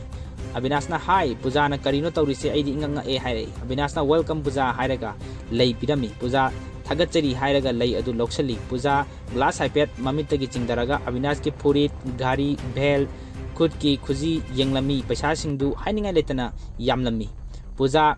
kardusu nalami aduga mahaksu nahaki brand singse pami hairaga makhoi ani shopping mall tamna laktuna changai aduga shopping tawba loiraduna makhoi ani karigumba khara chanaba haiduna makhoi ani phamli Abinash na pujada Abu Dhabi da masiki coffee shop asi khwaidagi chawbani pujana phajana phajaye hairi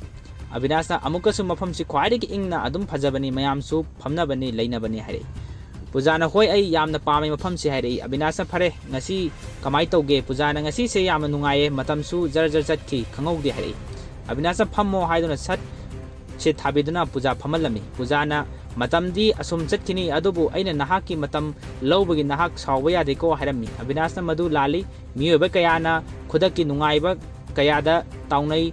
tungi khanadana madudi ai pamde hari pujana aisu yai madu aina babada okay haikrabani hari Abinash na samanare aina su yakrabani haiduna hari adubu Abinash na makha tarai adubu aigi apamana khak yade aigi imagi apamba masu changi hari maruda pujana aya yam nungsiye karam matamda andiga ai unaba phangani hai maruda Abinash na unabadi othoroi maramdi mahak chahi kungi mamangda sikhre adubu ayakti mahaka nungtigi haujiksu wari sanari hai puja ngangna yengnai Abinash tasengna malangbada yenglaga hoima ai soikhre ayakna masi mangonda uthoure hai adubu mahak asi aikhoigi imungi mi oiragadabani yam nungsibane hairami matang aswaida Abinash ki karigumba khara haijaramge Abinash hariba Royalana dugi amata pokko masa asi mamanga na kaina kiba aduga mahak asi histrionic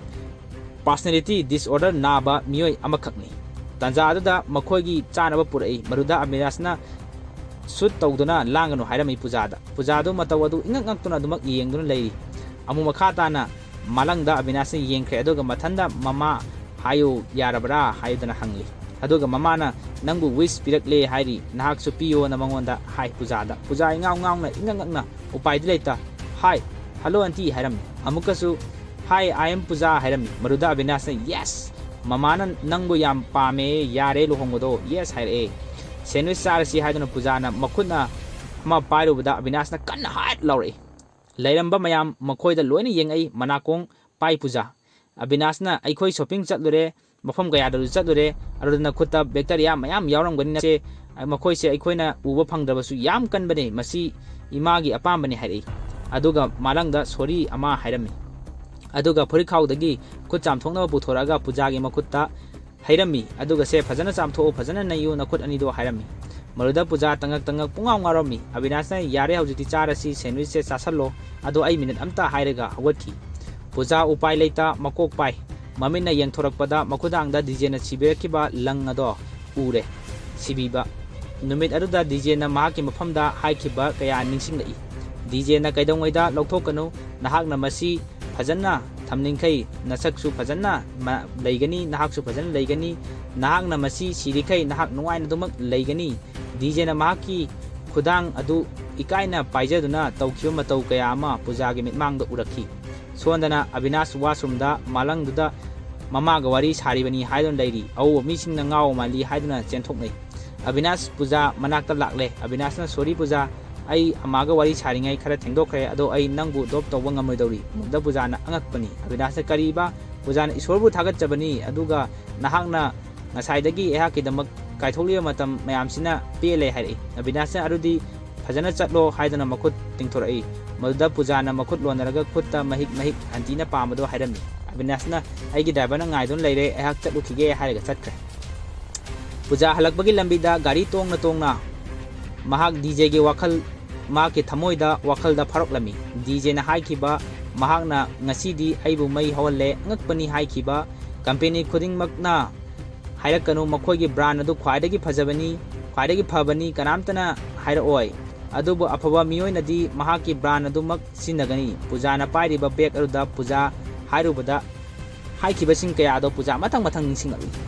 brand amigi magun lepkanu mahakpu nahakna ektamat pok adubu khanjanganu haikiba mamita DJ gi saktam urai masidagi puja mayumda halakle puspamna karino bataurise sewingumna thok saraga thok khondokpa yabra masibu phagira hairi pujana apa ai khange mahak to angawani haiba aduga makha tarai labna misak aduna chatkhrabasu mi kharanji yamna ningsinglamgani khalamgani hairi maduda puja gi mama sandur sanana matau karamna nahakna amuk sasri adubu ningsinglibano pujana aihakna mangonda gi lablaklabasu aidi haujik aihak mahaki manakta ai leibagumbani puspamna nang ngawre mahak pu pamnabadi natraga nang pura ngawrabani haidana hairi sanduna topiro hairi puspamna Abinash adu karamba nupano businessman ni paisa haira watraba nungaina hinglagadabani pujana kari business puspamna hoi adagi pujana card ama saturaga Annapurna catering pure vegetarian hairi puspamna ngai kari catering meaning chak thongbado hairi pujana baba nahakna haiba yaduna ai Abinash ka unarure haugikti aigi amuk nahakna yabigadabani aikoi soidana sasiga unabigadabani unaba chakadabani haidana hairi adubu aigi marupsingna aidi karmaina hainagani haidana puspamna hairi pujana adude haibaba mi amana aphabane haiduna nupa ama pire adubu nupa ado angaw erame kamai tawba hairi waro tabada chaplepi sandura amadi puspam aduga pujana Annapurna gi card mapana pirai aduga mapana lokselli aduga mathangi sinamada Annapurna gi card adu royalada puspamna pi puspamna sak thongba mi puspamna mani marup ai pura chamamnare tawriba matawse chamamna ningai karim leite maramdi nungsinaba pumba thungnagani haiba leite nungsinaba pumbasu mahaka thungnaki mi ga thungnaki haibagi kaya amasu tadaba nate adubu hekta thungnagani haibasu leite madugi taina onabada nungsibagi nakanda kainaba haiba masu leibani hai nahaki nasana hairiba chak thongba nupa asi nungsire aihak isana di karam matamda luhongdona hangya mahakna adugi kartu engonda piraga mahaka isanupiduga luhongnaba proposal chatlo hairemi friend hairei puspamna royalana amukasu luhongba sigidamak amuk miji hatpa taraba scam gi matha saringai nahak cm ohennaba aihak amuk mi amamuk hatpa tarabra phai adubu aikhoigi di hatpa haibasi sinphamni aikhoina ningkiba yanakibadi hongba yade mahak yaudabadi oibasu yaroi nasanupi yaudabadi fare ai yenglage sigi meterse ado DJ gi matangda aina haibadi kamai tawre hari puspamna mi yenglaga madugi namak kaim warunu aihakna ayaki mi department da thagrabani soidana mahakna puraani amasung mahaksu aikhoina soidana pharani hari aduga royalana makata ai ado chak thongba nupa adugi mamingbu kari kawbage hari puspamna Sastri Jagannadham Sastri kawe hari ꯆꯔꯆꯀꯤ ꯁꯤꯟ ꯑꯃꯗ Stephen ꯐꯝꯂꯤꯉꯩ ꯃꯍꯥꯛꯀꯤ ꯐꯣꯟꯒꯤ ring ꯂꯥꯛꯏ꯫ Phone ꯑꯗꯨ ꯄꯥꯏꯈꯠꯂꯒ hello ꯁꯥꯔ ꯍꯥꯏꯔꯛꯏ꯫ ꯔꯣꯌꯦꯂꯥꯅ ꯀꯥꯏ ꯂꯩꯒꯦ ꯅꯪꯕꯣ? ꯁ꯭ꯇꯦꯐꯦꯟꯅ ꯆꯔꯆꯇ ꯂꯩꯌꯦ꯫ ꯔꯣꯌꯦꯂꯥꯅ ꯃꯍꯥꯛꯀꯤ ꯃꯃꯤꯡꯗꯣ ꯀꯩꯕ? ꯁ꯭ꯇꯦꯐꯦꯟꯅ ꯁꯨꯔꯤ ꯕꯥꯕꯨ ꯍꯥꯏꯕꯅꯤ ꯍꯥꯏꯔꯛꯏ꯫ ꯔꯣꯌꯦꯂꯥꯅ ꯑꯗꯨꯗꯤ ꯑꯩ ꯃꯉꯣꯟꯗ ꯊꯕꯛ ꯑꯃ ꯁꯤꯟꯅꯕ ꯑꯩ ꯄꯥꯝꯃꯤ ꯍꯥꯏꯔꯛꯏ꯫ ꯁ꯭ꯇꯦꯐꯦꯟꯅ ꯑꯩ ꯈꯨꯗꯤꯡꯃꯛ ꯇꯧꯕ ꯉꯝꯒꯅꯤ ꯁꯥꯔꯒꯤꯗꯃꯛ ꯍꯥꯏꯔꯛꯑꯣ ꯍꯥꯏꯔꯛꯏ꯫ ꯔꯣꯌꯦꯂꯥꯅ ꯃꯃꯥꯡꯗꯁꯨ ꯑꯆꯧꯕ ꯑꯁꯣꯏꯕ ꯑꯃ ꯂꯩꯈ꯭ꯔꯕ ꯅꯠꯇ꯭ꯔꯥ? ꯑꯗꯨꯒ ꯑꯃꯨꯛ ꯁ꯭ꯇꯦꯐꯦꯟꯅ ꯆꯥꯟꯁ ꯑꯃꯨꯛꯇꯪꯒ ꯄꯤꯕꯤꯌꯨ, ꯃꯗꯨꯗ ꯉꯝꯗ꯭ꯔꯕꯗꯤ ꯑꯩꯍꯥꯛ ꯑꯃꯨꯛ ꯍꯟꯅ ꯃꯥꯏ ꯑꯁꯦ ꯎꯠꯂꯔꯣꯏ ꯍꯥꯏꯗꯨꯅ ꯔꯣꯌꯦꯂꯥꯗ ꯍꯥꯏꯔꯛꯏ꯫ ꯁ꯭ꯇꯦꯐꯦꯟꯅ ꯐꯔꯦ ꯐꯔꯦ ꯑꯗꯨꯕꯨ ꯃꯗꯨꯗ ꯅꯍꯥꯛ ꯌꯥꯎꯕꯗꯤ ꯌꯥꯔꯣꯏ, ꯗꯥꯏꯔꯦꯛ ꯑꯣꯏꯅ ꯊꯕꯛ ꯑꯗꯨꯒꯤ ꯃꯥꯏꯀꯩ ꯇꯃꯛ ꯅꯍꯥꯛ ꯇꯥꯛꯀꯗꯕꯅꯤ ꯍꯥꯏꯔꯒ ꯀꯥꯔꯗ ꯑꯗꯨꯗ ꯏꯔꯤꯕ ꯑꯟꯅꯄꯨꯔꯅ ꯀꯦꯇꯔꯤꯡ ꯍꯥꯏꯔꯛꯏ꯫ ꯁ꯭ꯇꯦꯐꯦꯟꯅ ꯑꯩꯍꯥꯛꯅ ꯅꯍꯥꯛꯉꯣꯟꯗ ꯅꯨꯡꯉꯥꯏꯕ ꯄꯥꯎ ꯄꯨꯡ 2ꯒꯤ ꯃꯅꯨꯡꯗ ꯄꯤꯔꯛꯑꯒꯦ, ꯇꯥꯍꯜꯂꯛꯑꯒꯦ ꯍꯥꯏꯔꯒ ꯐꯣꯟ ꯊꯝꯂꯦ꯫ ꯔꯣꯌꯦꯂꯥꯅ ꯃꯤꯗꯜ ꯀ꯭ꯂꯥꯁꯀꯤ ꯐꯦꯃꯤꯂꯤꯅꯤ, ꯑꯃꯨꯛ ꯍꯟꯅ ꯍꯤꯡꯗꯅꯕ ꯃꯑꯣꯡꯗ ꯃꯈꯨꯠ ꯃꯈꯣꯡ ꯑꯗꯨ ꯀꯛꯊꯠꯂꯨ ꯑꯗꯨꯒ ꯍꯥꯠꯇꯣꯛꯎ ꯍꯥꯏꯔꯛꯏ꯫ ꯃꯊꯪꯒꯤ ꯁꯤꯟꯗ ꯕꯤꯖꯌꯋꯥꯗ ꯁ꯭ꯇꯦꯐꯦꯟ ꯂꯥꯛꯇꯨꯅ ꯃꯍꯥꯛꯀꯤ ꯃꯤꯗ ꯃꯍꯥꯛ ꯇꯦꯝꯄꯜ ꯑꯁꯤꯗ ꯂꯩꯔꯕ ꯅꯠꯇ꯭ꯔꯥ ꯍꯥꯏꯔꯛꯏ꯫ ꯃꯍꯥꯛꯄꯨ ꯃꯄꯥꯟꯗ ꯄꯨꯊꯣꯔꯛꯑꯣ ꯍꯥꯏꯗꯨꯅ ꯍꯥꯏꯔꯤ꯫ ꯃꯍꯥꯛꯀꯤ ꯃꯤ ꯑꯗꯨꯗ ꯇꯦꯝꯄꯜ ꯃꯅꯨꯡ ꯑꯗꯨꯗ ꯃꯤꯑꯣꯏ ꯀꯌꯥ ꯑꯃ ꯆꯦꯟꯁꯤꯜꯂꯛꯏ꯫ ꯗꯤꯖꯦꯗꯤ ꯃꯍꯥꯛꯀꯤ ꯂꯥꯏꯅꯤꯡ ꯂꯥꯏꯁꯣꯟ ꯇꯧꯗꯨꯅ ꯂꯩꯔꯤ꯫ ꯕ꯭ꯔꯥꯍꯃꯟ ꯑꯃꯗ ꯈꯥꯝꯂꯒ ꯖꯒꯟꯅꯥꯙꯝ ꯍꯥꯏꯔꯤꯁꯦ ꯀꯅꯥꯅꯣ ꯍꯥꯏꯔꯛꯏ꯫ ꯃꯗꯨꯗ ꯕ꯭ꯔꯥꯍꯃꯟ ꯑꯗꯨꯗ ꯇꯨ ꯑꯁꯤꯗ ꯐꯝꯂꯤꯕ ꯑꯁꯤꯅꯤ ꯍꯥꯏꯗꯨꯅ ꯈꯨꯠ ꯊꯤꯜꯂꯤ ꯗꯤꯖꯦꯗ꯫ ꯗꯤꯖꯦ ꯃꯍꯥꯛꯅ ꯇꯧꯔꯤꯕ ꯊꯧ ꯑꯗꯨꯗ ꯃꯍꯥꯛꯅ ꯈꯪꯂꯛꯏ, ꯎꯔꯛꯏ ꯂꯥꯛꯂꯤꯕꯁꯤꯡ ꯑꯗꯣ꯫ ꯃꯍꯥꯛ ꯍꯧꯒꯠꯂꯛꯏ ꯑꯗꯨꯒ ꯑꯃꯨꯛ ꯐꯝꯊꯩ꯫ ꯕ꯭ꯔꯥꯍꯃꯟ ꯑꯃꯅ ꯍꯥꯏꯔꯛꯏ, ꯃꯇꯝꯁꯤ ꯌꯥꯝ ꯁꯥꯡꯃꯟꯈ꯭ꯔꯦ, ꯄ꯭ꯔꯁꯥꯗꯝ ꯐꯪꯕ ꯃꯊꯧ ꯇꯥꯔꯅꯤ ꯍꯥꯏꯔꯛꯏ꯫ ꯃꯗꯨꯗ ꯗꯤꯖꯦꯅ ꯃꯍꯥꯛꯀꯤ ꯃꯃꯥꯟꯅꯕ ꯑꯗꯨ ꯈꯥꯝꯃꯤ ꯑꯗꯨꯒ ꯑꯩ ꯄꯨꯔꯛꯀꯦ ꯍꯥꯏꯔꯝꯃꯤ꯫ ꯑꯗꯨꯒ ꯕ꯭ꯔꯥꯍꯃꯟ ꯑꯍꯟ ꯑꯗꯨꯗ ꯗꯤꯖꯦꯅ ꯑꯣꯟꯁꯤꯜꯂꯒ ꯃꯇꯝ ꯀꯌꯥꯃꯨꯛꯇ ꯄꯥꯝꯃꯤ ꯍꯥꯏꯔꯛꯏ꯫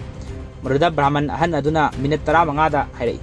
ꯗꯤꯖꯦꯅ ꯑꯗꯨꯗꯤ ꯌꯥꯔꯦ, ꯊꯣꯡꯕ ꯐꯥꯎꯕ ꯂꯣꯏꯕ ꯌꯥꯕ ꯃꯇꯝꯅꯤ, ꯑꯩ ꯄꯨꯖꯔꯛꯀꯦ ꯍꯥꯏꯔꯒ ꯃꯃꯥꯟꯅꯕ ꯁꯔꯃꯗ ꯑꯣꯟꯁꯤꯜꯂꯒ ꯔꯨꯗ꯭ꯔꯛꯁ ꯑꯁꯤ ꯂꯧꯊꯣꯛꯎ ꯍꯥꯏꯔꯛꯏ꯫ ꯁꯔꯃꯅ ꯀꯩꯒꯤꯅꯣ ꯍꯥꯏꯔꯛꯏ꯫ ꯗꯤꯖꯦꯅ ꯃꯃꯤꯠ ꯐꯩꯅ ꯌꯦꯡꯉꯛꯏ꯫ ꯁꯔꯃ ꯒ꯭ꯌꯥꯟ ꯇꯥꯔꯝꯃꯤ꯫ ꯊꯨꯅ ꯔꯨꯗ꯭ꯔꯛꯁ ꯑꯗꯨ ꯃꯉꯛꯁꯝꯗꯒꯤ ꯂꯧꯊꯣꯛꯏ ꯗꯤꯖꯦꯒꯤ꯫ ꯑꯗꯨꯒ ꯗꯤꯖꯦ ꯁꯠ ꯍꯧꯒꯠꯇꯨꯅ ꯊꯣꯛꯂꯛꯈꯤ꯫ ꯕ꯭ꯔꯥꯍꯃꯟ ꯑꯍꯟ ꯑꯗꯨꯅ ꯁꯥꯁ꯭ꯔꯤ ꯅꯍꯥꯛ ꯆꯥꯟꯇꯤꯡ ꯃꯟꯇ꯭ꯔꯁꯇꯨ ꯀꯥꯎꯒꯅꯨ ꯍꯥꯏꯔꯛꯏ꯫ ꯑꯁꯨꯝꯅ ꯌꯥꯝꯅ ꯊꯨꯅ ꯗꯤꯖꯦ ꯃꯐꯝ ꯑꯗꯨꯗꯒꯤ ꯃꯍꯥꯛꯀꯤ ꯁ꯭ꯀꯨꯇꯔ ꯑꯗꯨ ꯊꯧꯗꯨꯅ ꯆꯠꯈꯤ꯫ ꯁ꯭ꯇꯦꯐꯦꯟꯒꯤ ꯃꯤꯑꯣꯏꯁꯤꯡꯅ ꯆꯦꯟꯈ꯭ꯔꯦ ꯍꯥꯏꯅ ꯁ꯭ꯇꯦꯐꯦꯟꯗ ꯄꯥꯎ ꯄꯤꯔꯝꯃꯤ꯫ ꯑꯁꯨꯝꯅ ꯗꯤꯖꯦ ꯇ꯭ꯔꯦꯟ ꯁ꯭ꯇꯦꯁꯟ ꯑꯃꯗ ꯊꯧꯖꯤꯟꯈꯤ꯫ ꯃꯐꯝ ꯑꯗꯨꯗ ꯁ꯭ꯇꯦꯐꯦꯟꯒꯤ ꯀꯥꯡꯕꯨꯁꯨ ꯂꯥꯛꯇꯨꯅ ꯗꯤꯖꯦ ꯊꯤꯗꯧꯒꯤ ꯀꯨꯝꯗꯒꯦ ꯇꯧꯕꯒ ꯁ꯭ꯇꯦꯐꯦꯟꯅ ꯃꯍꯥꯛ ꯅꯥꯟꯊꯣꯛꯍꯟꯕ ꯁꯨꯛꯌꯥ ꯌꯥꯗꯕꯅꯤ, ꯑꯩꯈꯣꯏꯒꯤ ꯀꯥꯡꯕꯨ ꯈꯨꯗꯤꯡꯃꯛꯇ ꯍꯥꯏꯌꯨ, ꯀꯔꯤꯒꯨꯝꯕ ꯍꯤꯔꯝ ꯑꯃꯠꯇꯗ ꯃꯍꯥꯛꯄꯨ ꯅꯥꯟꯊꯣꯛꯇꯨꯅ ꯆꯠꯍꯟꯈꯤꯕ ꯌꯥꯗꯦ꯫ ꯃꯥꯒꯤ ꯃꯤꯑꯣꯏꯁꯤꯡ ꯑꯗꯨꯅ ꯑꯣꯀꯦ ꯍꯥꯏꯔꯝꯂꯒ ꯁ꯭ꯇꯦꯐꯦꯟ ꯀꯥꯡꯕꯨ ꯑꯗꯨꯅ ꯗꯤꯖꯦꯕꯨ ꯀꯣꯏꯊꯤ ꯊꯤꯔꯤ꯫ ꯊꯤꯔꯛꯂꯤꯕꯁꯤꯡ ꯑꯗꯨꯅ ꯁ꯭ꯀꯨꯇꯔꯗꯤ ꯎꯔꯦ ꯑꯗꯨꯕꯨ ꯗꯤꯖꯦꯗꯤ ꯂꯩꯔꯝꯗ꯭ꯔꯦ꯫ ꯊꯤꯕ ꯍꯧꯔꯛꯏ꯫ ꯃꯇꯥꯡ ꯑꯁꯤꯗ ꯇ꯭ꯔꯦꯟ ꯑꯃꯗꯒꯤ ꯗꯤꯖꯦ ꯃꯟꯇ꯭ꯔ ꯊꯤꯗꯨꯅ ꯍꯥꯏꯔꯤꯕ ꯃꯤꯑꯣꯏꯁꯤꯡ ꯃꯅꯥꯛ ꯑꯗꯨ ꯇꯝꯅ ꯂꯥꯛꯏ꯫ ꯃꯨꯚꯤ ꯑꯁꯤ ꯈ꯭ꯋꯥꯏꯗꯒꯤ ꯐꯖꯔꯕ ꯐꯥꯏꯠꯀꯤ ꯃꯃꯤꯅꯤ ꯍꯧꯖꯤꯛ ꯎꯔꯤꯕ ꯑꯁꯤꯁꯨ꯫ ꯗꯤꯖꯦꯅ ꯃꯊꯪ ꯃꯌꯥꯝ ꯑꯗꯨꯕꯨ ꯐꯨꯊꯔꯛꯂꯤ꯫ ꯃꯁꯤꯗ ꯗꯤꯖꯦꯒꯤ ꯎꯠꯂꯤꯕ ꯇꯧꯔꯤꯕ ꯃꯑꯣꯡꯁꯤꯡ ꯑꯉꯛꯄ ꯐꯪꯅ ꯌꯦꯡꯕꯒꯤ ꯄꯦꯟꯕ ꯅꯥꯏꯗꯕ ꯃꯇꯥꯡꯅꯤ꯫ ꯇꯥꯟꯖꯥ ꯑꯗꯨꯗ ꯃꯍꯥꯛꯅ ꯃꯤ ꯈꯔ ꯐꯨꯔꯝꯂꯒ ꯊꯣꯛꯂꯛꯄꯗ ꯃꯍꯥꯛꯀꯤ ꯁ꯭ꯀꯨꯇꯔ ꯑꯗꯨ ꯒꯥꯔꯤ ꯀꯥꯔ ꯑꯃꯅ ꯇꯛꯈꯥꯏꯕꯗ ꯃꯆꯣꯏ ꯇꯥꯔꯝꯃꯤ꯫ ꯃꯗꯨꯗ ꯗꯤꯖꯦ ꯑꯈꯥꯛꯄ ꯂꯩꯇꯅ ꯃꯊꯪ ꯐꯨꯊꯔꯛꯏ, ꯃꯥꯏꯗ ꯕꯣꯞ ꯌꯣꯠꯅ ꯊꯣꯝꯇꯠꯂꯛꯏ꯫ ꯁꯣꯟꯗꯅ ꯁ꯭ꯇꯦꯐꯦꯟꯅ ꯂꯣꯏꯗꯦꯗ ꯍꯥꯏꯗꯨꯅ ꯉꯥꯏꯗꯨꯅ ꯂꯩꯔꯤ꯫ ꯇꯥꯟꯖꯥ ꯑꯗꯨꯃꯛꯇꯗ ꯁ꯭ꯀꯨꯇꯔ ꯆꯀꯥ ꯄꯥꯏꯔꯒ ꯊꯣꯝꯕ, ꯃꯈꯥꯗꯥꯡꯗ ꯁꯨꯒꯠꯄ ꯇꯧꯗꯨꯅ ꯃꯊꯪ ꯗꯤꯖꯦꯅ ꯃꯌꯥꯝ ꯑꯗꯨ ꯐꯨꯊꯔꯛꯂꯤ꯫ ꯐꯨꯅꯔꯤꯕ ꯑꯗꯣꯝꯗ ꯁ꯭ꯇꯦꯐꯦꯟ ꯂꯥꯛꯏ꯫ ꯎꯔꯦ ꯁꯣꯟꯗ ꯐꯨꯅꯔꯤꯕ ꯑꯗꯨ ꯍꯥꯟꯅ ꯎꯈꯤꯕ ꯃꯥꯟꯒꯨꯝ ꯃꯨꯟꯅ ꯁꯨꯝ ꯌꯦꯡꯉꯤ ꯁ꯭ꯇꯦꯐꯦꯟꯅ꯫ ꯐꯨꯔꯤ ꯑꯗꯨꯕꯨ ꯗꯤꯖꯦꯅ ꯃꯤꯑꯣꯏꯁꯤꯡ ꯑꯗꯨ ꯐꯅ ꯀꯨꯏꯅ ꯗꯤꯖꯦꯒꯤ ꯃꯥꯏꯊꯣꯡ ꯎꯕ ꯐꯪꯗ꯭ꯔꯤ ꯁ꯭ꯇꯦꯐꯦꯟꯅ꯫ ꯀꯣꯟꯅꯊꯪꯗ ꯎꯔꯦ ꯁ꯭ꯇꯦꯐꯦꯟꯅ ꯗꯤꯖꯦ ꯅꯤꯡꯁꯤꯡꯂꯛꯏ ꯃꯃꯥꯡꯗ ꯊꯣꯛꯈꯤꯕ ꯊꯧꯗꯣꯛ ꯑꯗꯨ, ꯑꯗꯨꯒ ꯃꯍꯥꯛ ꯗꯤꯖꯦꯅꯤ ꯈꯪꯂꯛꯏ꯫ ꯗꯤꯖꯦꯅꯁꯨ ꯃꯃꯥꯏ ꯂꯣꯝꯈꯠꯂꯛꯄꯗ ꯁ꯭ꯇꯦꯐꯦꯟꯕꯨ ꯂꯦꯞꯇꯨꯅ ꯂꯩꯕ ꯑꯗꯨ ꯎꯔꯛꯏ꯫ ꯁ꯭ꯇꯦꯐꯦꯟ ꯑꯍꯧꯕꯤ ꯊꯥꯗꯨꯅ ꯆꯦꯜꯂꯤ꯫ ꯗꯤꯖꯦ ꯀꯣꯏꯇꯥꯟ ꯇꯥꯟꯅꯩ꯫ ꯗꯤꯖꯦ ꯃꯅꯤꯡꯗꯒꯤ ꯅꯨꯄꯥ ꯑꯃꯅ ꯌꯥꯜꯂꯛꯏ꯫ ꯗꯤꯖꯦꯅ ꯌꯣꯠꯂꯤ ꯄꯥꯏꯈꯠꯂꯒ ꯃꯤꯗꯨ ꯊꯣꯝꯕ ꯍꯧꯔꯛꯏ꯫ ꯗꯤꯖꯦ ꯑꯗꯨꯒ ꯁ꯭ꯇꯦꯐꯦꯟ ꯇꯥꯟꯅꯔꯛꯏ꯫ ꯁ꯭ꯇꯦꯐꯦꯟ ꯅꯥꯟꯊꯣꯛꯈꯤꯅꯕ ꯍꯥꯏꯗꯨꯅ ꯃꯍꯥꯛꯀꯤ ꯒꯥꯔꯤꯗ ꯀꯥꯈꯠꯇꯨꯅ ꯊꯧꯅꯅꯕꯒꯤꯗꯃꯛ ꯁ꯭ꯇꯥꯔꯠ ꯇꯧꯔꯒ ꯊꯧꯕ ꯍꯧꯔꯛꯏ꯫ ꯑꯗꯨꯕꯨ ꯗꯤꯖꯦꯅ ꯌꯣꯠꯆꯩ ꯑꯃ ꯄꯥꯏꯗꯨꯅ ꯊꯧꯔꯤꯉꯩꯗꯨꯗ ꯁ꯭ꯇꯤꯌꯔꯤꯡꯗ ꯂꯦꯡꯖꯜꯂꯤ꯫ ꯁ꯭ꯇꯦꯐꯦꯟ ꯒꯥꯔꯤ ꯂꯣꯡꯏ꯫ ꯗꯤꯖꯦ ꯃꯍꯥꯛꯀꯤ ꯐꯤ ꯀꯨꯞꯁꯜꯂꯒ ꯁ꯭ꯇꯦꯐꯦꯟꯕꯨ ꯄꯥꯏꯗꯨꯅ ꯂꯪꯊꯣꯔꯛꯏ꯫ ꯃꯍꯥꯛ ꯂꯪꯊꯣꯔꯛꯄꯗ ꯃꯍꯥꯛꯀꯤ ꯐꯣꯟ ꯄꯥꯏꯊꯣꯔꯛꯏ꯫ ꯆꯞ ꯆꯥꯅ ꯔꯣꯌꯦꯜ ꯅꯥꯏꯗꯨꯒꯤ ꯀꯣꯜ ꯂꯥꯛꯏ꯫ ꯗꯤꯖꯦ ꯐꯣꯟ ꯄꯥꯏꯈꯠꯂꯤ꯫ ꯍꯥꯏꯔꯤꯕ ꯐꯣꯟ ꯑꯗꯨꯗ ꯄ꯭ꯔꯥꯏꯚꯦꯠ ꯅꯝꯕꯔ ꯍꯥꯏꯗꯨꯅ ꯊꯥꯏ꯫ ꯗꯤꯖꯦꯁꯨ ꯋꯥ ꯑꯃꯇ ꯉꯥꯡꯗꯦ꯫ ꯔꯣꯌꯦꯜ ꯅꯥꯏꯗꯨꯁꯨ ꯋꯥ ꯑꯃꯇ ꯉꯥꯡꯗꯦ꯫ ꯑꯗꯨꯗꯒꯤ ꯗꯤꯖꯦꯅ ꯋꯥ ꯉꯥꯡꯉꯨ ꯍꯥꯏꯗꯨꯅ ꯁ꯭ꯇꯦꯐꯦꯟꯒꯤ ꯃꯅꯥꯛꯇ ꯊꯥꯡꯖꯜꯂꯤ꯫ ꯁ꯭ꯇꯦꯐꯦꯟꯅ ꯍꯦꯂꯣ ꯁꯥꯔ꯫ ꯔꯣꯌꯦꯜ ꯅꯥꯏꯗꯨꯅ ꯑꯩꯍꯥꯛꯅ ꯀꯣꯜ ꯇꯧꯕꯗꯗꯤ ꯅꯍꯥꯛꯀꯤ ꯈꯣꯟꯖꯦꯜꯁꯤ ꯌꯥꯝꯅ ꯀꯤꯗꯅ ꯌꯥꯝ ꯊꯥꯖꯅ ꯍꯥꯏꯔꯝꯕꯅꯤ꯫ ꯍꯧꯖꯤꯛꯇꯤ ꯅꯍꯥꯛ ꯀꯤꯔꯦ꯫ ꯅꯍꯥꯛꯅ ꯀꯤꯔꯤꯕꯗꯨ ꯀꯅꯥꯅꯣ? ꯃꯉꯣꯟꯗ ꯄꯤꯌꯨ ꯐꯣꯟꯁꯦ ꯍꯥꯏꯔꯛꯏ꯫ ꯗꯤꯖꯦ ꯐꯣꯟ ꯑꯗꯨ ꯃꯅꯥꯀꯣꯡꯗ ꯊꯝꯃꯤ꯫ ꯔꯣꯌꯦꯜ ꯅꯥꯏꯗꯨꯅ ꯅꯍꯥꯛ ꯀꯅꯥꯅꯣ ꯍꯥꯏꯕ ꯈꯪꯗꯦ꯫ ꯅꯍꯥꯛꯅ ꯃꯇꯧ ꯀꯔꯝꯅ ꯑꯩꯍꯥꯛꯁꯨ ꯐꯥꯒꯅꯤ? ꯅꯍꯥꯛꯀ ꯁ꯭ꯇꯦꯐꯦꯟꯒ ꯀꯔꯤ ꯃꯔꯤ ꯂꯩꯅꯩ? ꯃꯍꯥꯛꯇꯨ ꯄꯨꯔꯥ ꯕꯨꯙꯨꯅꯤ꯫ ꯍꯥꯟꯅ ꯑꯩꯅ ꯑꯩꯒꯤ ꯊꯕꯛꯇ ꯈꯔ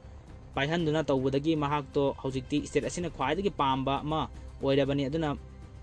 ꯃꯍꯥꯛꯄꯨ ꯊꯥꯗꯣꯛꯀꯣ ꯅꯍꯥꯛꯅ ꯃꯍꯥꯛꯄꯨ ꯊꯥꯗꯣꯛꯂꯕꯗꯤ ꯑꯩꯍꯥꯛꯅꯁꯨ ꯅꯍꯥꯛꯄꯨ ꯊꯥꯗꯣꯛꯄꯤꯒꯅꯤꯀꯣ ꯅꯠꯇ꯭ꯔꯥ ꯊꯥꯗꯣꯛꯈ꯭ꯔꯣ ꯍꯥꯏꯔꯛꯏ ꯗꯤꯖꯦꯅ ꯗꯤꯖꯦ ꯍꯥꯏꯔꯛꯏ ꯔꯣꯌꯦꯂꯥꯅ ꯑꯗꯨ ꯃꯁꯥꯗꯣ ꯈꯪꯉꯤ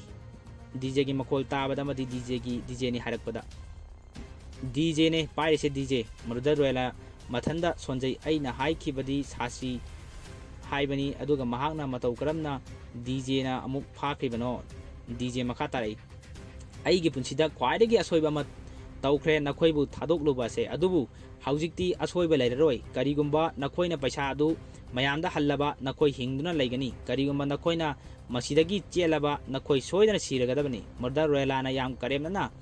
ꯌꯥꯝ ꯐꯖꯔꯕ ꯖꯣꯛꯅꯤꯅ ꯇꯧꯔꯛꯂꯤꯁꯦ ꯃꯇꯝ ꯀꯨꯏꯔꯕꯒꯤ ꯇꯨꯡꯗ ꯌꯥꯝ ꯅꯣꯛꯅꯤꯡꯉꯦ ꯍꯥꯏꯗꯨꯅ ꯔꯣꯌꯦꯂꯥ ꯅꯣꯛꯊꯩ ꯑꯩꯍꯥꯛꯅ ꯑꯁꯤꯒꯨꯝꯕ ꯖꯣꯛꯀꯌꯥ ꯃꯃꯥꯡꯗ ꯇꯥꯈ꯭ꯔꯦ ꯑꯗꯨꯕꯨ ꯑꯩꯅ ꯃꯗꯨꯗ ꯆꯦꯟꯒꯗꯕ ꯅꯠꯇꯦ ꯑꯗꯨꯒ ꯅꯍꯥꯛꯅ ꯍꯥꯠꯄ ꯑꯩꯍꯥꯛꯁꯨ ꯁꯨꯅꯥꯃꯤꯅꯤ ꯍꯥꯏꯕꯁꯦ ꯅꯍꯥꯛ ꯈꯪꯉꯨ ꯅꯍꯥꯛꯅ ꯑꯩꯍꯥꯛꯇꯤ ꯀꯩꯗꯧꯉꯩꯗ ꯎꯔꯝꯈꯤꯔꯣꯏ ꯄꯣꯛꯂꯤꯉꯩꯗꯒꯤ ꯑꯩꯒꯤ ꯈꯣꯟꯖꯦꯜꯁꯨ ꯅꯍꯥꯛ ꯑꯃꯨꯛꯇꯁꯨ ꯇꯥꯔꯝꯈꯤꯔꯣꯏ ꯃꯗꯨꯗ ꯗꯤꯖꯦꯅ ꯃꯨꯟꯅ ꯇꯥꯔꯒ ꯑꯩꯍꯥꯛ ꯇꯥꯔꯤ ꯅꯍꯥꯛꯀꯤ ꯈꯣꯟꯖꯦꯜ ꯑꯩꯅ ꯈꯟꯕꯗ ꯅꯍꯥꯛ ꯑꯁꯤ ꯆꯍꯤ 55ꯗꯒꯤꯅ 70 ꯐꯥꯎꯗ ꯂꯩꯔꯝꯒꯗꯕ ꯑꯍꯟꯅꯤ ꯅꯍꯥꯛꯀꯤ ꯋꯥꯍꯩ ꯑꯗꯨꯗꯒꯤ ꯅꯍꯥꯛ ꯑꯁꯤ ꯂꯥꯏꯔꯤꯛ ꯅꯤꯡꯊꯤꯅ ꯇꯝꯗꯕ ꯃꯤꯅꯤ ꯀ꯭ꯂꯥꯁ 5 ꯐꯥꯎꯕꯒꯗꯤ ꯇꯝꯂꯝꯕ ꯌꯥꯏ ꯅꯍꯥꯛ ꯋꯥꯈꯜ ꯃꯥꯡꯒꯅꯨ ꯉꯖꯥꯎꯅ ꯅꯍꯥꯛꯄꯨ ꯌꯣꯠꯀꯗꯕꯒꯤ ꯉꯥꯏꯗꯨꯅ ꯂꯩꯔꯕꯅꯤ ꯅꯍꯥꯛꯄꯨ ꯀꯣꯏꯁꯦꯟ ꯁꯦꯟꯅꯔꯤꯕꯅꯤ ꯅꯍꯥꯛ ꯌꯥꯝ ꯁꯤꯡꯉꯤꯕꯅꯤ ꯒꯥꯏꯅ ꯇꯧꯔꯤꯕ ꯀꯌꯥ ꯅꯍꯥꯛꯀꯤ ꯄ꯭ꯔꯥꯏꯚꯦꯠ ꯅꯝꯕꯔꯒ ꯁꯤꯖꯤꯟꯅꯗꯨꯅ ꯇꯧꯔꯤꯕꯁꯤꯡ ꯅꯍꯥꯛꯅ ꯄꯩꯁꯥ ꯀꯌꯥ ꯅꯝꯊꯥꯛ ꯇꯧꯗꯨꯅ ꯑꯥꯏꯟꯅ ꯌꯥꯗꯕ ꯃꯑꯣꯡꯗ ꯇꯥꯟꯕ ꯃꯤꯅꯤ ꯗꯤꯖꯦꯅ ꯍꯥꯏꯔꯛꯂꯤꯕ ꯑꯁꯦꯡꯕ ꯑꯆꯨꯝꯕ ꯀꯌꯥ ꯑꯗꯨ ꯇꯥꯕꯗ ꯈꯪꯂꯝꯃꯤ ꯃꯤ ꯇꯥꯕ꯭ꯔꯥ ꯍꯥꯏꯗꯨꯅ ꯌꯦꯡꯂꯝꯃꯤ ꯅꯍꯥꯛꯅ ꯇꯧꯅꯤꯡꯕ ꯇꯧꯔꯛꯎ ꯅꯍꯥꯛꯅ ꯂꯣꯠꯅꯤꯡꯕ ꯃꯐꯝꯗ ꯑꯩꯍꯥꯛꯅ ꯌꯥꯝꯅ ꯊꯨꯅ ꯅꯍꯥꯛꯄꯨ ꯎꯔꯒꯅꯤ ꯑꯩꯍꯥꯛꯅ ꯍꯦꯛ ꯎꯕ ꯅꯨꯃꯤꯠ ꯑꯗꯨꯗ ꯅꯤꯡꯁꯤꯡꯉꯨ ꯅꯍꯥꯛꯁꯨ ꯅꯨꯃꯤꯠ ꯑꯗꯨꯗ ꯁꯤꯕ ꯅꯨꯃꯤꯠꯅꯤ ꯅꯍꯥꯛꯀꯤ ꯁꯤꯕꯁꯨ ꯑꯩꯍꯥꯛꯅ ꯌꯦꯟꯒꯗꯧꯔꯤꯕꯅꯤ ꯍꯥꯏꯗꯨꯅ ꯗꯤꯖꯦꯅ ꯔꯣꯌꯦꯂꯥꯅ ꯑꯗꯨꯗ ꯍꯥꯏꯔꯛꯏ ꯔꯣꯌꯦꯂꯥ ꯂꯥꯎꯈꯠꯂꯒ ꯌꯦꯡꯅꯔꯁꯤ ꯅꯍꯥꯛꯅ ꯑꯩ ꯎꯕ ꯐꯪꯕ꯭ꯔꯥ ꯍꯥꯏꯕꯗꯣ ꯅꯠꯇ꯭ꯔꯒ ꯑꯩꯍꯥꯛꯅ ꯅꯍꯥꯛ ꯑꯃꯨꯛ ꯐꯖꯅ ꯑꯩ ꯎꯒꯦ ꯗꯤꯖꯦꯅ ꯍꯦ ꯑꯉꯥꯎꯕ ꯀꯔꯤꯒꯨꯝꯕ ꯅꯍꯥꯛꯅ ꯑꯩ ꯎꯔꯒ ꯅꯠꯇ꯭ꯔꯒ ꯅꯍꯥꯛꯅ ꯑꯩ ꯎꯕ ꯑꯩꯉꯣꯟꯗ ꯆꯞ ꯃꯥꯟꯅꯩ ꯅꯨꯃꯤꯠ ꯑꯗꯨꯗ ꯅꯍꯥꯛ ꯁꯤꯔꯒꯗꯕꯅꯤ ꯔꯣꯌꯦꯂꯥꯅ ꯅꯍꯥꯛꯀꯤ ꯃꯨꯚꯤꯁꯀꯤ ꯊꯤꯌꯦꯇꯔꯁꯤ ꯍꯥꯟꯅꯁꯨ ꯑꯩ ꯌꯦꯡꯈ꯭ꯔꯦ ꯑꯃꯨꯛꯀ ꯌꯦꯡꯒꯦꯅ ꯑꯩ ꯉꯥꯏꯔꯦ ꯍꯥꯏꯅ ꯍꯥꯏꯔꯛꯏ ꯗꯤꯖꯦꯅ ꯂꯥꯏꯔꯤꯛ ꯍꯩꯇꯕꯒꯤ ꯍꯧꯅꯕꯤ ꯑꯥꯏ ꯋꯦꯇꯤꯡ ꯑꯕꯨ ꯀꯩꯅꯣ ꯑꯥꯏ ꯑꯦꯝ ꯋꯦꯇꯤꯡ ꯍꯥꯏꯌꯣ ꯅꯍꯥꯛ ꯃꯇꯝ ꯑꯗꯨ ꯉꯥꯏꯌꯨ ꯑꯩꯁꯨ ꯂꯥꯛꯂꯕꯅꯤ ꯍꯥꯏꯕꯁꯦ ꯅꯍꯥꯛ ꯈꯪꯉꯨ ꯍꯥꯏꯗꯨꯅ ꯀꯣꯜ ꯊꯝꯃꯤ ꯃꯊꯪꯒꯤ ꯁꯤꯟꯗꯗꯤ ꯅ꯭ꯌꯨꯁꯄꯦꯄꯔꯗ ꯆꯥꯏꯔꯦ ꯑꯦꯒ꯭ꯔꯣ ꯗꯥꯏꯃꯟꯒꯤ ꯆꯤꯌꯔꯃꯦꯟ ꯁ꯭ꯇꯦꯐꯦꯟ ꯄ꯭ꯔꯀꯥꯁ ꯍꯧꯖꯤꯛ ꯇꯦꯂꯨꯒꯨ ꯁ꯭ꯇꯦꯠꯇ ꯂꯩꯔꯦ ꯍꯥꯏꯕ ꯃꯁꯤꯗꯒꯤ ꯑꯦꯒ꯭ꯔꯣ ꯗꯥꯏꯃꯟ ꯀꯦꯁ ꯑꯁꯤꯒꯤ ꯃꯇꯥꯡꯗ ꯆꯃꯝꯅꯕ ꯂꯥꯛꯇꯨꯅ CIDꯅ ꯏꯟꯚꯦꯁꯇꯤꯒꯦꯁꯟ ꯇꯧꯕ ꯃꯈꯥ ꯇꯥꯅ ꯑꯃꯨꯛ ꯍꯧꯈ꯭ꯔꯦ ꯃꯁꯤꯗꯒꯤꯗꯤ ꯗꯤꯁꯀꯁꯟ ꯀꯌꯥ ꯇꯤꯚꯤ ꯆꯦꯅꯦꯜꯗ ꯃꯤꯌꯥꯝ ꯑꯃꯨꯛ ꯏꯔꯥꯡ ꯍꯧꯕ ꯍꯧꯔꯦ ꯁ꯭ꯇꯦꯐꯦꯟ ꯄ꯭ꯔꯀꯥꯁ ꯀꯨꯝꯕ ꯀꯌꯥ ꯑꯃ ꯂꯩꯔꯝꯒꯅꯤ ꯍꯥꯏꯗꯨꯅ ꯏꯔꯥꯡ ꯃꯥꯏꯀꯩ ꯀꯌꯥꯗꯒꯤ ꯍꯧꯔꯛꯏ CEO ꯁ꯭ꯇꯦꯐꯦꯟ ꯄ꯭ꯔꯀꯥꯁ ꯄꯨꯂꯤꯁꯅ ꯐꯥꯈ꯭ꯔꯕ ꯃꯇꯨꯡ ꯃꯥꯡꯈ꯭ꯔꯦ ꯍꯥꯏꯗꯨꯅ ꯄꯥꯎꯗ ꯑꯃꯨꯛ ꯍꯥꯏꯔꯛꯏ ꯇꯥꯟꯖꯥ ꯑꯗꯨꯗ ꯄꯨꯂꯤꯁ ꯀꯌꯥꯒ ꯍꯣꯝ ꯃꯤꯅꯤꯁꯇꯔꯒꯤ ꯃꯤꯇꯤꯡ ꯍꯣꯜꯗ ꯐꯝꯂꯤ ꯇꯥꯟꯖꯥ ꯑꯗꯨꯗ ꯄꯨꯁꯄꯝꯒꯤ ꯔꯤꯡ ꯂꯥꯛꯏ ꯊꯛ ꯍꯧꯒꯠꯂꯤ ꯃꯍꯥꯛꯅ ꯁꯥꯔ ꯍꯥꯏꯕ ꯑꯗꯨꯗ ꯃꯌꯥꯝꯁꯨ ꯁꯥꯔ ꯍꯥꯏꯔꯒ ꯐꯝꯂꯝꯂꯤꯕ ꯃꯌꯥꯝ ꯑꯗꯨ ꯍꯧꯒꯠꯂꯤ ꯄꯨꯁꯄꯝꯅ ꯁꯥꯔ ꯑꯩꯈꯣꯏ ꯀꯟꯅ ꯁ꯭ꯇꯦꯐꯦꯟ ꯄ꯭ꯔꯀꯥꯁ ꯊꯤꯔꯤ ꯔꯣꯌꯦꯂꯥꯅ ꯊꯤꯔꯤ ꯍꯥꯏꯕꯗꯨ ꯅꯠꯇꯦ ꯑꯩꯅ ꯄꯥꯝꯂꯤꯕꯁꯦ ꯃꯗꯨ ꯃꯔꯨ ꯑꯣꯏꯗꯦ ꯍꯥꯏꯕꯗꯨ ꯄꯨꯔꯛꯄꯗꯨꯅꯤ ꯑꯩꯈꯣꯏꯅ ꯃꯔꯨ ꯑꯣꯏꯔꯤꯕꯗꯤ ꯍꯥꯏꯕꯗꯨ ꯅꯠꯇꯦ ꯍꯥꯏꯔꯛꯏ ꯄꯨꯁꯄꯝꯅ ꯀꯩꯁꯨ ꯅꯠꯇꯦ ꯁꯥꯔ ꯑꯗꯨꯒꯤꯗꯃꯛ ꯀꯔꯤꯝ ꯈꯜꯂꯨꯅꯨ ꯀꯟꯅ ꯍꯣꯠꯅꯦ ꯐꯔꯦ ꯊꯝꯃꯦ ꯁꯥꯔ ꯍꯥꯏꯗꯨꯅ ꯊꯝꯃꯤ ꯄꯨꯁꯄꯝꯅ ꯍꯧꯖꯤꯛꯀꯤꯗꯨ CMꯅꯤ ꯑꯗꯣ ꯐꯔꯦ ꯁ꯭ꯇꯦꯐꯦꯟ ꯁꯣꯏꯗꯅ ꯐꯥꯅꯅꯕ ꯇꯧꯁꯤ ꯍꯧꯖꯤꯛ CMꯁꯨ ꯇꯨꯝꯕ ꯌꯥꯗꯕꯅꯤ ꯑꯗꯨꯅ ꯇꯥꯟꯖꯥ ꯑꯗꯨꯗ ꯄꯨꯁꯄꯝꯒꯤ ꯐꯣꯟꯗ ꯄꯨꯖꯥꯒꯤ ꯐꯣꯟ ꯂꯥꯛꯏ ꯃꯊꯥ ꯁꯥꯅ ꯄꯨꯁꯄꯝ ꯂꯩ ꯑꯗꯨꯒ ꯁꯠ ꯄꯥꯏꯈꯠꯂꯒ your dial number is out of network please try again later ꯍꯥꯏꯅ ꯂꯣꯟꯖꯜꯂꯤ ꯄꯨꯖꯥꯅ ꯅꯅꯥ ꯍꯥꯏꯔꯛꯏ ꯁꯠ ꯊꯝꯖꯜꯂꯤ ꯁꯤꯟ ꯑꯃꯗ ꯑꯃꯨꯛ ꯄꯨꯁꯄꯝ ꯆꯥꯛ ꯆꯥꯅꯕ ꯇꯧꯔꯤ ꯑꯗꯨꯒ ꯍꯥꯏꯔꯛꯏ ꯅꯆꯥꯅꯨꯄꯤꯗꯨ ꯂꯩꯕ꯭ꯔꯥ ꯁꯅꯨꯔꯅ ꯂꯩꯇꯦ ꯐꯖꯅ ꯆꯥꯊꯣꯛꯄꯤꯔꯣꯏ ꯍꯥꯏꯔꯛꯏ ꯇꯥꯟꯖꯥ ꯑꯗꯨꯗ ꯄꯨꯖꯥꯒꯤ ꯀꯣꯜ ꯂꯥꯛꯏ ꯄꯨꯁꯄꯝꯒꯤ ꯁꯦꯀ꯭ꯌꯨꯔꯤꯇꯤꯅ ꯁꯥꯔ ꯃꯦꯗꯥꯝ ꯐꯣꯟ ꯇꯧꯔꯛꯑꯦ ꯂꯥꯛꯑꯦ ꯍꯥꯏꯔꯛꯏ ꯄꯨꯁꯄꯝꯅ ꯑꯩ ꯌꯨꯝꯗ ꯂꯩꯇꯦ ꯍꯥꯏꯌꯨ ꯌꯨꯝ ꯂꯩꯇꯦꯅ ꯁꯦꯀ꯭ꯌꯨꯔꯤꯇꯤꯗꯨꯅ ꯍꯣꯏ ꯁꯥꯔ ꯍꯥꯏꯔꯒ ꯃꯦꯗꯥꯝ ꯁꯦꯀ꯭ꯔꯦꯇꯔꯤꯅꯤ ꯑꯩꯈꯣꯏ ꯍꯧꯖꯤꯛ ꯆꯦꯟꯅꯥꯏꯗ ꯂꯩꯔꯤ ꯁꯥꯔ ꯕꯤꯖꯤ ꯑꯣꯏꯔꯤ ꯌꯥꯝꯅ ꯑꯔꯨꯕ ꯃꯤꯇꯤꯡ ꯑꯃꯒꯤꯗꯃꯛ ꯑꯩ ꯍꯥꯏꯖꯔꯒꯦ ꯉꯥꯏꯍꯥꯛ ꯂꯩꯔꯒ ꯇꯧꯔꯛꯑꯣ ꯍꯥꯏꯔꯝꯃꯤ ꯄꯨꯁꯄꯝꯅ ꯄꯦꯔꯤꯁ ꯅꯪ ꯒꯨꯗ ꯑꯣꯏꯔꯦ ꯑꯣꯏꯗꯕ ꯉꯥꯡꯕꯗꯤ ꯀꯅꯥꯗꯒꯤ ꯇꯝꯃꯤ ꯍꯥꯏꯔꯛꯏ ꯃꯗꯨꯗ ꯄꯦꯔꯤꯁꯅ ꯁꯥꯔꯗꯒꯤ ꯇꯝꯃꯦꯅ ꯍꯥꯏꯔꯛꯏ ꯑꯃꯨꯛꯀꯁꯨ ꯐꯣꯟ ꯈꯤꯡꯖꯤꯜꯂꯛꯏ ꯄꯨꯁꯄꯝꯅ ꯀꯔꯤꯅꯣꯕ ꯇꯧꯔꯤꯁꯦ ꯑꯃꯨꯛꯀꯁꯨ ꯈꯤꯡꯉꯛꯑꯦ ꯄꯨꯁꯄꯝꯅ ꯁꯠ ꯄꯥꯏꯈꯠꯂꯒ ꯇꯥꯃꯤꯜ ꯃꯔꯣꯟꯗ ꯗ ꯐꯣꯟ ꯏꯁ ꯕꯤꯖꯤ ꯍꯥꯏꯔꯤ ꯄꯨꯖꯥ ꯅꯥꯀꯟꯗ ꯊꯣꯛꯂꯛꯏ ꯄꯨꯁꯄꯝ ꯈꯪꯉꯤ ꯑꯗꯨꯒ ꯍꯥꯏꯔꯛꯏ ꯅꯪ ꯌꯨꯝꯗ ꯂꯩꯕ꯭ꯔꯣ ꯑꯩꯅ ꯑꯉꯥꯡ ꯑꯣꯏꯔꯤꯉꯩꯗ ꯅꯪꯉꯣꯟꯗ ꯇꯧꯕꯗꯧꯅ ꯁꯨꯝ ꯐꯥꯒꯤ ꯇꯧꯕꯅꯦ ꯍꯥꯏꯔꯛꯏ ꯄꯨꯖꯥ ꯁꯥꯎꯅ ꯑꯩ ꯈꯪꯉꯦ ꯅꯍꯥꯛꯁꯦ ꯗ꯭ꯔꯃꯥ ꯑꯥꯔꯇꯤꯁ ꯑꯐꯥꯎꯕꯅꯦ ꯍꯥꯏꯕ ꯅꯍꯥꯛꯅ ꯑꯗꯨ ꯇꯧꯔꯤꯉꯩ ꯑꯩꯅ ꯁꯥꯁꯤ ꯐꯪꯍꯧꯗꯕ ꯇꯥꯔꯦ ꯑꯗꯨꯅ ꯑꯩ ꯕꯤꯖꯌꯋꯥꯗꯥꯗ ꯆꯠꯂꯅꯤ ꯑꯗꯨꯒ ꯑꯩ ꯏꯁꯥꯅ ꯑꯩꯒꯤ ꯂꯨꯍꯣꯡꯕꯒꯤ ꯃꯇꯝ ꯐꯤꯛꯁ ꯇꯧꯔꯅꯤ ꯍꯥꯏꯔꯛꯏ Puspam gi mamita urai TV urai pau parakpa tentakpa pau minister masanupi chak thongba nupa amaga longlani haiduna chatkre masigi makha taba amuk mayam ngaiminasi hari puja yare ai chatlage bai haram naga chatkre sanurna he puja ta khomi mukta haiduna masanupi kawi tanjada da minister gi yum gi thongnau dagi nung paisalai mayam na thajalai puspam gi chakluga tai mayam na mapanda ngaiduna lei protest tawri police ka muknari puspam na he phajana si haptana tawne haidana magi secretary hai paris na adubu sar nung puspam na aikone cheng leiba matamda nung yaudra adu sina achauba nung oibaini se haptharo hairaga chaba amuk khauki nung thangdaraga numidangi sinamada nupa ama lai puspam phamduna lerambadagi mamai lethoi puspam na hayu tarasi hari maduda nupa aduna dj gi mathakta case ama phawgo leite adubu yangkhroba case kaya mahakna solve tawbagi leramki nakandagi royal line aduna hangi karamba case no dj na solve tawribado hangu hari puspam na makha tare aingonda leirab nangonda leirabra dj na solve tawre hairiba case sing adugi hari nupa aduna hoi hairaga chahi mangagi data ni masida MJ Market Secunderabad Mahankali Station matang hairi station mangda mahakna case ayamba solve tawrami haina royalana adudi mahakpu phangba yamna laire station manga da hanglaga lore hairi puspam na nahak phanglabra station manga du dagidi nupa dana genius brilliance har hairi puspam na thank you hairi maruda sada nate mamai khumliba hangu hairiba mi asidani hairaga hawalaga thoki royala sal hawgalaga wow soidana aina soidana phangani Stephen amadi DJ makhoi ani sinamada Stephen gi mamaida ising haijalli Purushottamna DJ na cricket bat tuma pairaga Stephen mamaida thomba hawi aduga hangba hurai Stephen da DJ na nakoina 9000 crore namthak tung matung kanada chakre paisa singdo lambi domda nakoi kanano nakoi gi marumda leiri base kanano hayo haire tanja da DJ ko lai phone paikhali DJ na taya na surmanemna nangmu kadai lege ne DJ na ai mafam du leye surmanemna nahak kathiani house chalu haraga kadai da chatliba Hyderabad ta aikhoi leringe da sun nahak numini mangi nahak pu nupi atopa luhonga leirabra mi hari DJ na ana karino hari badu ai taba ngamdre ai taba ngamdre amuk tokpiro surmanemna yare ai thajai icha thajai hari DJ na nahakpu pamdane katyani dagi yum phawa puba ado hayeng phawa call tobirakano ana ai thabak ga chingle haidna hairi adoga DJ na Purushottam da masi tha degree method ta phudau haidok trifawon nakoi khufud da police ki achumba haidri phaw morda Stephen na aseng badi karino karama matangi no DJ na nahak hojik phawa gyan ta driba nang pura ta halura hairaga chenchelaga phuge Stephen phuge tawi Purushottam na DJ bu khami aduga nahak chalo sasi mafam asidagi ai tahorage hai DJ chatkre Purushottam na nahak asengba haibada yam phagani Stephen hairami miruda Stephen na nakoina hatpadi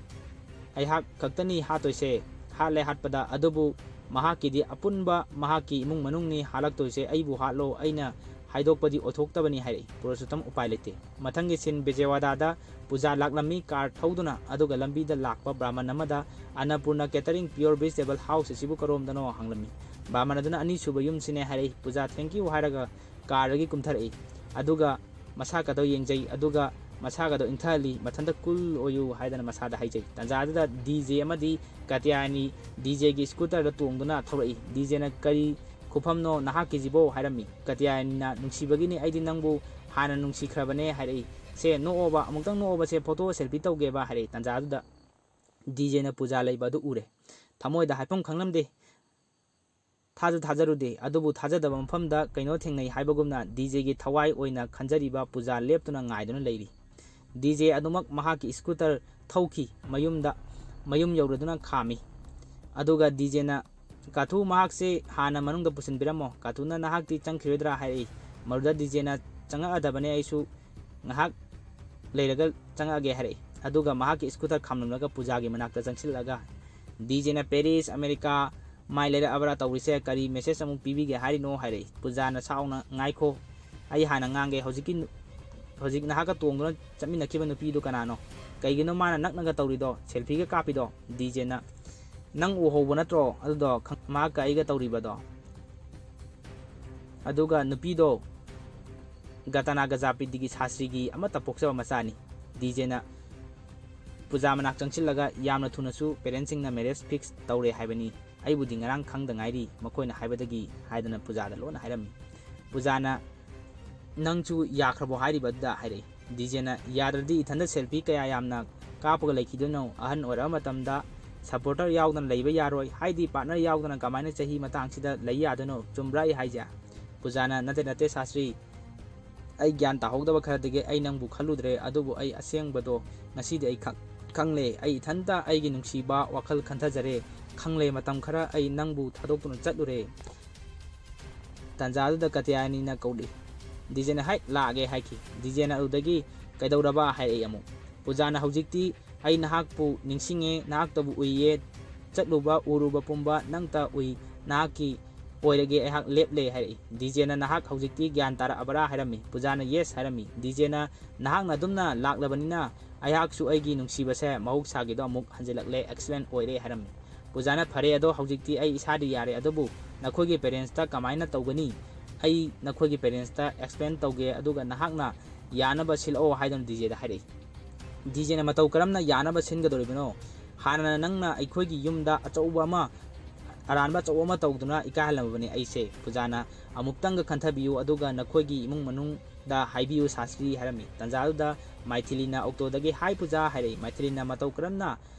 ꯅꯍꯥꯛꯅ ꯁꯤꯗ ꯂꯥꯛꯂꯝꯃꯤꯅꯣ? ꯄꯨꯖꯥꯅ ꯑꯩ ꯁꯥꯁꯇ꯭ꯔꯤ ꯎꯅꯒꯦ ꯍꯥꯏꯗꯨꯅ ꯂꯥꯛꯂꯤꯕꯅꯤ꯫ ꯇꯥꯟꯖꯥꯗꯨꯗ auto ꯑꯃꯃꯨꯛ ꯊꯧꯖꯤꯜꯂꯛꯏ꯫ ꯃꯗꯨꯗ ꯗꯤꯖꯦꯅ ꯍꯥꯏ ꯕꯤꯒꯅꯦꯁ, ꯀꯩꯒꯤꯅꯣ ꯅꯈꯣꯏ ꯑꯅꯤ ꯄꯨꯟꯅ ꯂꯥꯛꯇꯗꯨꯅ ꯇꯣꯉꯥꯟ ꯇꯣꯉꯥꯟꯅ ꯂꯥꯛꯏꯁꯦ ꯍꯥꯏꯔꯛꯏ꯫ ꯕꯤꯒꯅꯦꯁꯅ ꯇꯣꯉꯥꯟꯅ ꯂꯩꯅꯩ ꯀꯦꯁ ꯑꯃꯅꯤ ꯂꯥꯛꯑꯣ ꯍꯥꯏꯔꯝꯃꯤ꯫ ꯗꯤꯖꯦꯅ ꯀꯔꯤꯕ ꯅꯈꯣꯏꯒꯤꯁꯦ? ꯈꯥꯏꯗꯣꯛꯅꯕꯒꯤ ꯒꯥꯏꯗꯨꯅꯤꯅꯦ, ꯃꯇꯝ ꯄꯨꯝꯅꯃꯛꯇ ꯑꯩꯅ ꯃꯗꯨꯕꯨ ꯇꯥꯏꯁꯟꯗꯨꯅ ꯉꯥꯏꯔꯒ ꯂꯩꯌꯦꯁꯦ ꯅꯈꯣꯏ ꯈꯪꯗꯕꯅꯤꯅꯦ꯫ ꯌꯨꯝ ꯑꯗꯨꯒꯤ ꯃꯊꯛꯇ ꯐꯝꯂꯒ ꯗꯤꯖꯦ, ꯄꯨꯖꯥ, ꯕꯤꯒꯅꯦꯁ, ꯃꯥꯏꯊꯤꯂꯤ ꯐꯝꯗꯨꯅ ꯋꯥꯔꯤ ꯁꯥꯏ꯫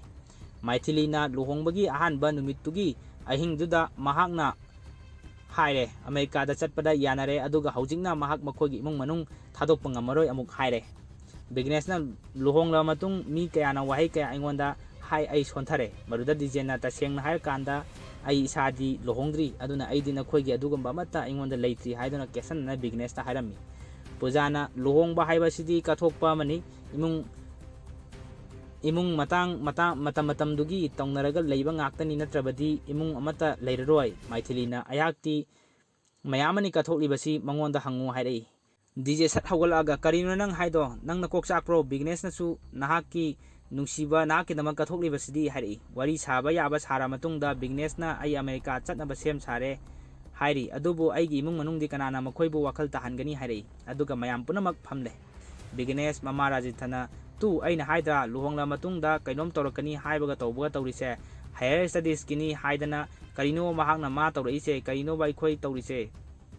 ꯕꯤꯒꯅꯦꯁꯅ ꯑꯩ ꯍꯥꯏꯗ꯭ꯔꯥ, ꯑꯁꯤ ꯇꯥꯗ꯭ꯔꯥ ꯑꯩꯅ ꯂꯥꯏꯔꯤꯛ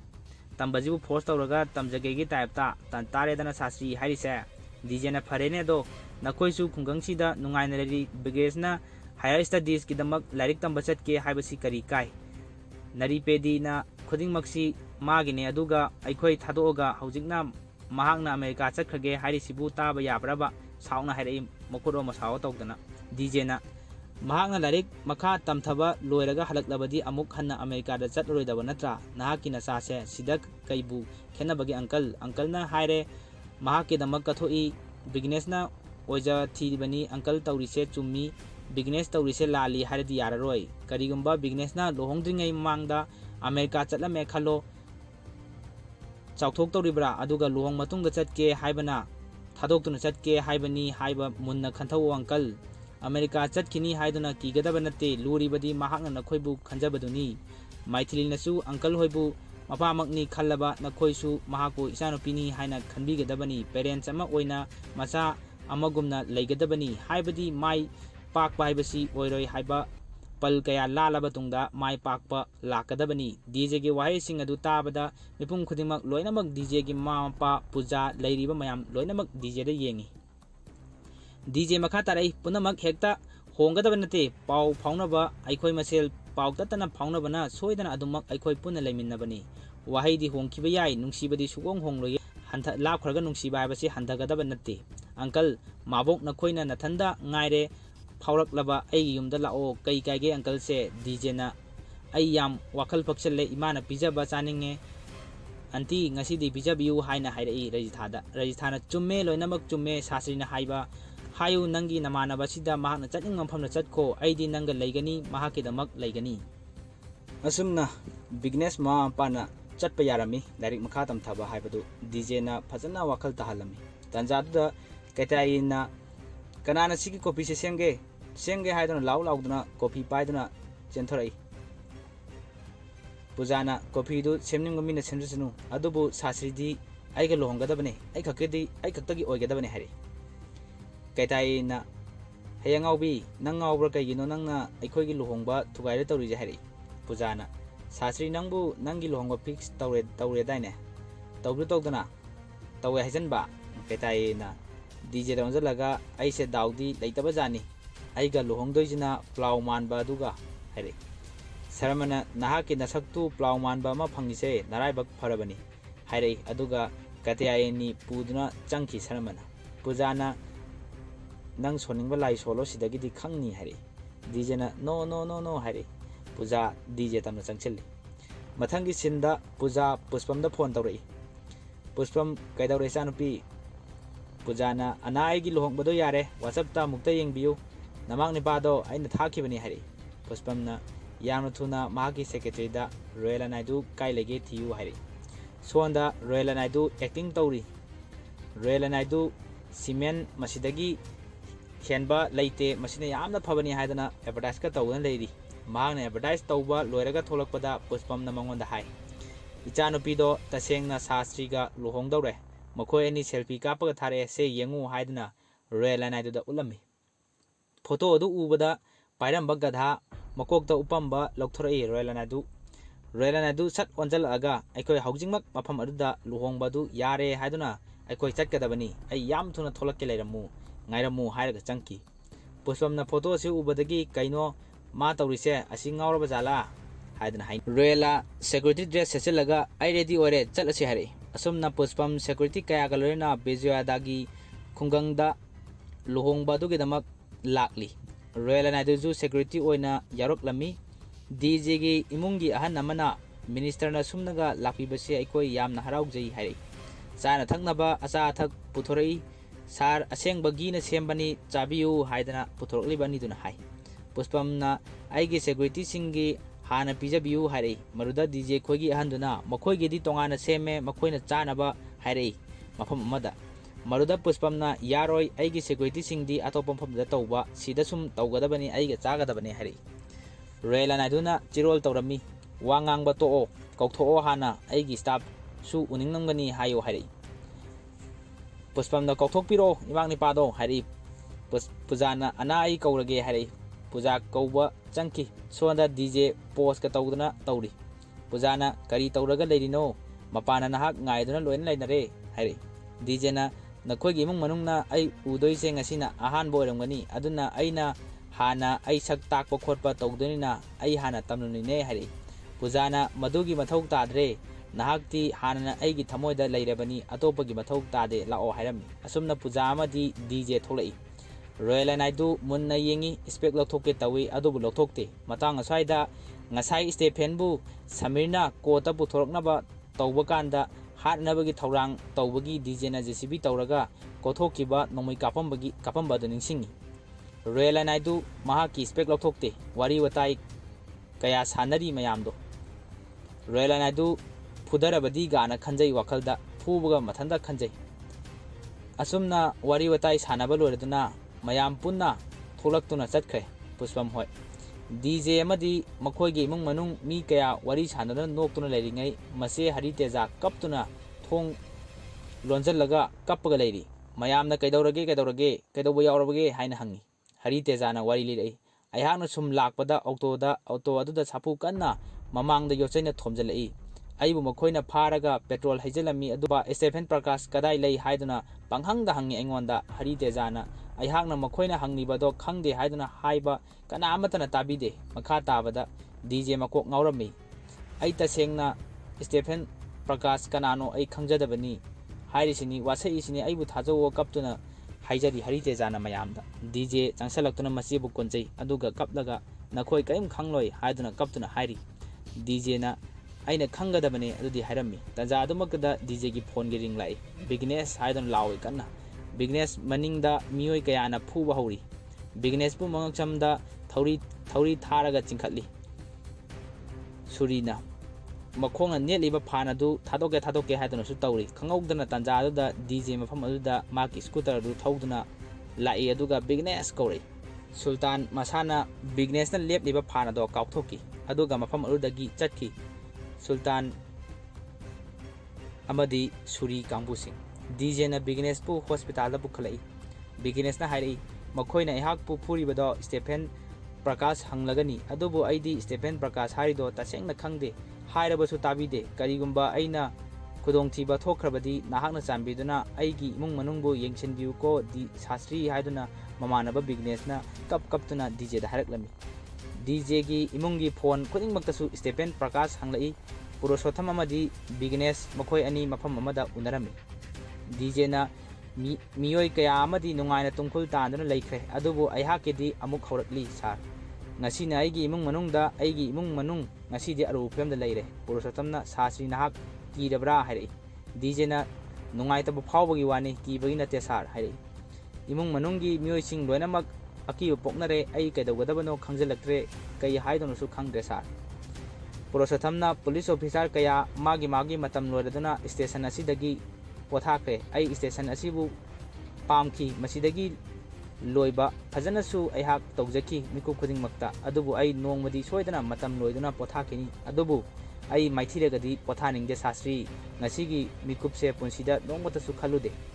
फरे अदुबु चही कुन हौख्रे अइना मफम असिदा थबक तौबदा मखोय कयासु लोइखि मफम असिदगी फरे थादोक्रसि स्टेफेन प्रकाश महांगना लुदे नाहाकी इमुंग मनुंगना मरुनी नत्रा डीजेना एक्सक्यूज मी सार हायरगा अइ लांजरे हायरे मखा ताना डीजेना अइ लांजरे सार मरमदी अइ कैदोंगैदा चेलोय कनादगिसु अदुगा अइ वाहंग हंगबगी मथौसु तादबनी इमा इपा इचे ना महाक ओनिंगबो ओइजसनु थोंनिंगबो थोक्ससनु मखोयबु कैदोंगैदा थादोक्लोइदबनी लानसे हौरक्लबनिना तोकपा यादे अइखोइसु लानथेंगनबा ताबनी हौजिक्ति थीदुना ngaibagi matam nate मखोयबु वार लाउथोक्लगा हाटपा हौरगदबनी मसिगी matam मसी चप चारे अइना मखोयबु सोइदना परा तंबीरगनी मखोयगी मसादा पालिबा मचा खुदिंगमक मखोयगी थवाइसिंग ngasiदी सोर होनबा लेफलगनी पुरुषोत्तमना अदुदी हायो शास्त्री करी तौसिगे हायो अइ तौगे हाय डीजेना हौजिक्ति अइ खनबदा मखोयगी अइगी इमुंग मनुंगदा लारोय एटेक्सी अइंगोंदा तौरलगनी हायने खल्ले मखोयना अइबु कैदोंगैदा नांथो अनिंगोय अइना स्टेफेन अइगी खुत्तगी नांथो अनिंगदे अदु ओरबदी चावख्रबा nga adugi matam lakhanba tabani masi natana leite masi ngaiduna leibsu kuirabani aina aigi imung manung panduna wasakli aina soidana aina ubaga makhoibu loisilagani mathangi sinda dj na makhoigi imung manungbu pulap train lomda puraga chelai subramaniam na kaigino nangna aikhoi turse yam thuna chalalise aduga nahangna kasada chatoijina kaigino hayo haire adubu dj tade asumna dj na माकी इमुंग मनुंग लोइनमक थादोखी Subramaniam section युमदा लयु उसिंगदो इसिंग चाइबियु मनिंगदा गा हौबदो हाइरे मसीदगी मथंगी सिंदा डीजे लाइगे थगल तौरमी युम अरुदा महाके हाइबा मदुदा डीजे फमलमी डीजे गी युमगी थोंग कौखाइरई अदुगा सुरी अमदी सुल्तान बसागी मीसिंगना डीजे कोइसली मरुदा डी लांजदा मतौ उतुना मयामबु कना ओइबिरबनो सैसिना कइगिनो हंगलमी सुल्तान स्टेफेन प्रकाश कदाई लई हाइरे डीजे ना कनानो महाकपु हाय सुरीना डीजे की मथाबाक्ता काउथै महाकी हायना बदु तटलगा लैमाइदा ताई सुरीना फूरी डीजे बु मपांदा काउथोरई डीजे ममाना बचंगा के तवी डीजे ना चंगा कनो हायदना साइन तवी होकी स्टिक अदुना ममाइदा सुल्तान कंसल्ली सुरीना कॉल तवी मसी बॉस नाहना हायबदु ओरमदौ मानदे मरमदी अखोन फूरीबा तौरीबा मयामसे महाकसे कइंता वाखुमदे डीजे नते सार मसी मर्डर रोयला नायदुना महाकी लांजदब मानबा मतौदो महाक मदुगी एक्टिंग दु फजना तमनबनी हायरी सुरीना आइगी खुफुजु करिमता पाखुम फंगदे हाय रोयलाना फुबगी चांगदु खरा हेना फुदौ हायरकलमी डीजे ना सार कनानो सार होइना हायरिबदो नत्रगा नखोगी बॉस अदुगी मनाक्ता पुबिरो आई फजना हाइजगे हायरकलमी डीजे ना हायरिबो वारु तादे स्टिक अदुना पंकन कंजलमी डीजे दा सुल्तान रोयला दा कॉल तवी सार महाक ओरमोय अखोयना फुरीबा सिदगी मखा जाथरबदी सोदना महाक सिरनी मीजु यामना यामजले हायरमी रोयला ना महाक को हैदराबाद ता पुदुना लाओ हायरे Marudagi Suri Kangbu aduna DJ bu Hyderabad tamna purai mathangi sinda DJ phuba lepamde mayam aduna DJ na chanbiduna nakhoi boss adugi mamingtadi khangan biu hairaknami Sultan na kariba DJ na nakhoi leader adugi maming haibiu amuk hairi Sultan sat hawgalaga karino nangna sar maming ana tawrija Suri call taw sarda aduga masigi matter se amukta loisan kichi tanja aduda royala gi call su Suri da lai Suri na sar masi sar haiduna teme sar masidagi hena puradi soidana sirani haibani me sar maruda royala naiduna arudi mahaku hatokro haiduna hairi Surida Surina asengro sar hairi maruda halo hairi royalana Suri gi table mamangda leiriba thang da royalana hatkro haibadagi paikhatli Surina DJ da onsilaga sarna nahakpu hatkro hairi upai leite nahak siba tare hairi maruda DJ na aibu siragadaba aibu hatpiragadaba Surina nahak aikhoida sagunu aikhoidi masina sinphamni sar aduna aikhoida paisa mayam pire mahaki yathangdu aikhoina tawba tabani Sultana phare nahaki aroiba nahaki wise hayu ai madumadi thungange hairi Surina hayu nahak vegetarian pambra kai pami hayu maruda DJ na aibu hatengagi mangda nakhoigi sar adugi mamingtadi haibiu amuktang hairi Sultana adudi aikhoigi sinpham masiki mayoktani Suri se yam thuna loisen gro hairi Surina ai tawdi tawningdabani aigi abokna hai brahman amadi hogdong singbu hatpiganu makoi sidi yam phabane haiduna hairami mahaki thang adu mahaki mi amada langi aduga nahak hatlo hairami nupa adu DJ gi manak chatlaga Surida sar aigi punsida aina mi hatoise masina ahanbani aibu wish pibiyo hairi mayamne happy birthday to you haiduna hairami Sultan na mangaksam kakthalo hairi sat maruda kakke tawwa DJ na sat hairi minute amata ngaibiko nakhoina promise tawkhidai aigi wish pini na Suri na hayone aduda hairone DJ na nakhoina ehakpu halaba aigi rudaksaje aigi ngaksamda yauraga adu orabadi nakhoi paapki lambi chatlani aduna kakthatpiu nungairam phamda chatnaba hairi DJ na aina haiba thajau hairi Surina hai lokthau rudaksado aduga hatokro hairi nupadana DJ gi mangaksamdagi rudaksa kaktatuna lokthoki marudagi di nupa adu paithor ei DJ na kinna thingatpada masidagi mathang leram liba makhoi kaya miha thina hatpa hurai aduga nakhoi gi sargi maming hayo hairami mathang taktana mi sing DJ na hathar ei amuk leptuna makhoi gi sargi maming hayo hairami aduga nupa amana sar hai crosar natradi sar koi loi siba tare haidana phudu kaina phumalakpadagi amadi mi halakpadagi hairei tanja adumaktada yotum amana DJ makokta dum DJ long na haithaki DJ gi managanda yotum aduna thongge tawgi DJ hawgalai aduga Sultan bu angambi thakta putharai yotum adu pairaga managanda thomdai aduga yotum aduna chappaga hai Surida yenglaga DJ na nakhoigi nabok na hui hogdong hatkanu haibadu ningsingu nakhoina haidraba nakhoi kyam kuina kaiga sanadun leiba ngamgani sanageju khanganu hairaga Sultan bu langkhatlaga DJ na chongkhatlaga Sultan gi mabuk mapara thomthai Suri mamai khommi leithorakpada yotum maduna mangonda sumuk tharai Suri leimai da tai Suri cheli DJ na thang Suri gadu table dai lauraga chongjallaga Suri da thinge tawbaga Suri na Royal Naidu launa hairi Royal Naidu construction gi Naidu ne hairi yaraba natra brother hairi DJ na aina lisinglak hangbada nang khomde aduna nang nadau thi kharadi nahak thengkhredo haidok ido aduna masidi yam matam chadra matamni nang nganna tawjabana nangna phangjabani haiduna hairaga mamit pisalali DJ na ason cinema da DJ iyo kayo changaga hojikti mahaki matam loire nongmaido pirau hairaga nongmaido lauraga DJ na Stephen gi makhongda kapi ai khange naki maningda leiba mido aduna nang hojikti siba oina chatlo hairei Stephen na nang kamai khangino hairei DJ na Royal Naidu DJ na yengutu mahaki mamai gi uli mongse maming se tabada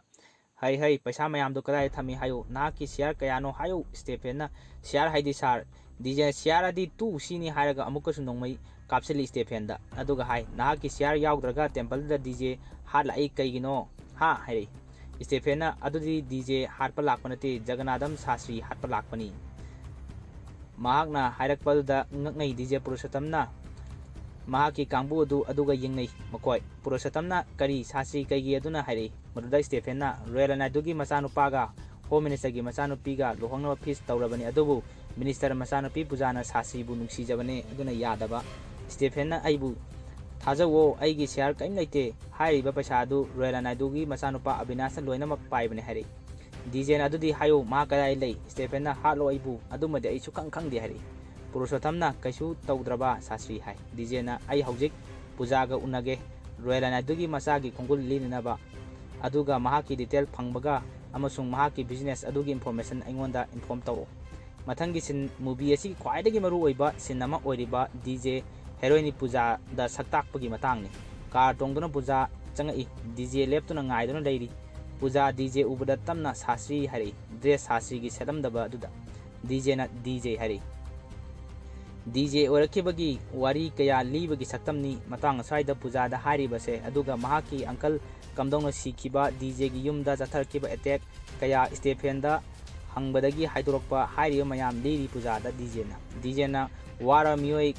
ꯀꯌꯥꯒꯤ ꯈꯜꯂꯒ ꯅꯨꯄꯥ ꯑꯃꯅ ꯑꯅꯤ ꯊꯣꯛꯇꯨꯅ ꯑꯃꯅ ꯌꯨꯝ ꯌꯥꯝ ꯁꯣꯟꯖꯕ ꯑꯃꯅ ꯈ꯭ꯋꯥꯏꯗꯒꯤ ꯀꯟꯕ ꯑꯁꯤ ꯂꯥꯛꯈꯤꯕꯅꯤ ꯍꯧꯖꯤꯛꯅ ꯑꯅꯤꯁꯨꯕꯒꯤ ꯑꯣꯏꯔꯤꯕ ꯑꯀꯟꯕ ꯑꯁꯤꯅꯤ ꯅꯍꯥꯛꯅ ꯑꯩꯅ ꯍꯪꯂꯤꯕ ꯑꯁꯤꯗ ꯐꯖꯅ ꯑꯦꯛꯁꯄ꯭ꯂꯦꯅꯦꯁꯟ ꯄꯤꯔꯣꯏ ꯍꯥꯏꯔꯕ ꯍꯥꯏꯗꯣꯛꯑꯣꯏ ꯍꯥꯏꯔꯕ ꯑꯦꯛꯁꯄ꯭ꯂꯦꯅꯦꯁꯟ ꯑꯃꯠꯇ ꯇꯧꯔꯝꯗꯅ ꯃꯐꯝ ꯑꯁꯤꯗꯒꯤ ꯅꯍꯥꯛ ꯆꯠꯈꯤꯕ ꯌꯥꯅꯤ ꯍꯥꯏꯔꯤ ꯀꯔꯤꯒꯨꯝꯕ ꯑꯩꯅ ꯇꯧꯔꯤꯕ ꯑꯁꯤ ꯆꯨꯝꯃꯤ ꯍꯥꯏꯅ ꯅꯍꯥꯛꯅ ꯈꯜꯂꯕ ꯔꯣꯌꯦꯜ ꯅꯥꯏꯗꯨꯒꯤ ꯃꯆꯥꯒꯤ ꯑꯄꯨꯟꯕ ꯃꯍꯥꯛꯀꯤ ꯃꯔꯝ ꯑꯩꯉꯣꯟꯗ ꯄꯤꯌꯨ ꯍꯥꯏꯔꯛꯏ ꯄꯨꯖꯥ ꯅꯣꯛꯐꯦꯠ ꯇꯧꯔꯒ ꯍꯥꯏꯔꯛꯏ ꯀꯅꯥꯒꯨꯝꯕꯤ ꯑꯃꯅ 7ꯂꯛ ꯀꯣꯏꯔꯕ ꯃꯩꯗꯨ ꯑꯗꯨ ꯑꯣꯏꯔꯕꯗꯤ ꯃꯍꯥꯛꯀꯤ ꯄꯨꯟꯁꯤꯗꯨ ꯃꯍꯥꯛꯀ ꯅꯨꯡꯁꯤꯅꯖꯔꯤꯕ ꯑꯗꯨꯒ ꯅꯨꯡꯉꯥꯏꯅ ꯍꯤꯡꯗꯣꯏꯅꯤ ꯃꯗꯨ ꯅꯍꯥꯛꯅꯦ ꯍꯥꯏꯔꯛꯏ ꯗꯤꯖꯦꯅ ꯑꯩꯍꯥꯛꯇꯤ ꯅꯍꯥꯛꯀ ꯑꯗꯨꯃꯛ ꯂꯩꯒꯅꯤ ꯅꯍꯥꯛꯄꯨ ꯑꯩꯍꯥꯛꯀꯤ ꯊꯃꯣꯏ ꯑꯁꯤꯗ ꯂꯥꯠꯆꯗꯨꯅ ꯂꯩꯔꯕꯅꯤ ꯍꯥꯏꯔꯛꯏ ꯃꯊꯪꯒꯤ ꯁꯤꯟꯗ ꯔꯣꯌꯦꯜ ꯅꯥꯏꯗꯨ ꯑꯃꯗꯤ ꯄꯨꯁꯄꯝ ꯐꯝꯃꯤꯟꯅꯗꯨꯅ ꯁꯤꯈꯤꯕ ꯃꯤꯑꯣꯏ ꯀꯌꯥ ꯄ꯭ꯔꯣꯖꯦꯛꯇꯔ ꯀꯥꯞꯊꯣꯛꯇꯨꯅ ꯌꯦꯡꯃꯤꯟꯅꯔꯤ ꯁꯨꯝ ꯌꯦꯡꯉꯛꯄꯗ ꯁꯨꯔꯤꯒꯤ ꯐꯣꯇꯣ ꯌꯥꯎꯔꯛꯏ ꯑꯗꯨꯗ ꯔꯣꯌꯦꯜ ꯅꯥꯏꯗꯨꯅ ꯃꯍꯥꯛꯇꯤ ꯅꯨꯄꯥ ꯑꯗꯨ ꯀꯔꯤꯝ ꯈꯪꯉꯝꯃꯣꯏ ꯍꯥꯏꯕ ꯃꯤꯅꯤ ꯑꯗꯨꯒ ꯃꯥ ꯑꯣꯏꯅ ꯁꯤꯔꯕ ꯃꯇꯧ ꯀꯔꯝꯅ ꯑꯣꯏꯔꯛꯂꯤꯕ ꯑꯁꯤꯗꯤ ꯍꯥꯏꯔꯛꯏ ꯄꯨꯁꯄꯝꯅ ꯏꯟꯐꯣꯔꯃꯦꯁꯟ ꯄꯤꯕ ꯅꯨꯄꯥ ꯑꯗꯨꯅ ꯗꯤꯖꯦꯅ ꯍꯦꯛꯇ ꯉꯝꯕ ꯅꯠꯇꯦ ꯑꯁꯨꯝꯅ ꯗꯤꯖꯦꯅ ꯇꯧꯕ ꯉꯝꯂꯤꯕ ꯑꯁꯤꯒꯤ ꯄꯣꯏꯟ ꯑꯃꯈꯛ ꯂꯩ ꯍꯥꯏꯔꯛꯏ ꯔꯣꯌꯦꯜ ꯅꯥꯏꯗꯨꯅ ꯀꯔꯤꯅꯣ ꯑꯗꯨꯗꯤ ꯍꯥꯏꯔꯛꯎ ꯃꯗꯨꯗ FIR ꯔꯥꯏꯇꯔ ꯄꯨꯔꯨꯁꯣꯠꯇꯝꯅꯤ ꯍꯥꯏꯗꯨꯅ ꯅꯨꯄꯥ ꯑꯗꯨꯅ ꯍꯥꯏꯔꯛꯏ ꯑꯗꯨꯒ ꯄꯨꯔꯨꯁꯣꯠꯇꯝ ꯐꯣꯇꯣ ꯀꯥꯞꯊꯣꯔꯛꯏ ꯔꯣꯌꯦꯂꯥꯅ ꯄꯨꯔꯨꯁꯣꯠꯇꯝ ꯍꯥꯏꯕꯗꯤ ꯑꯐꯕ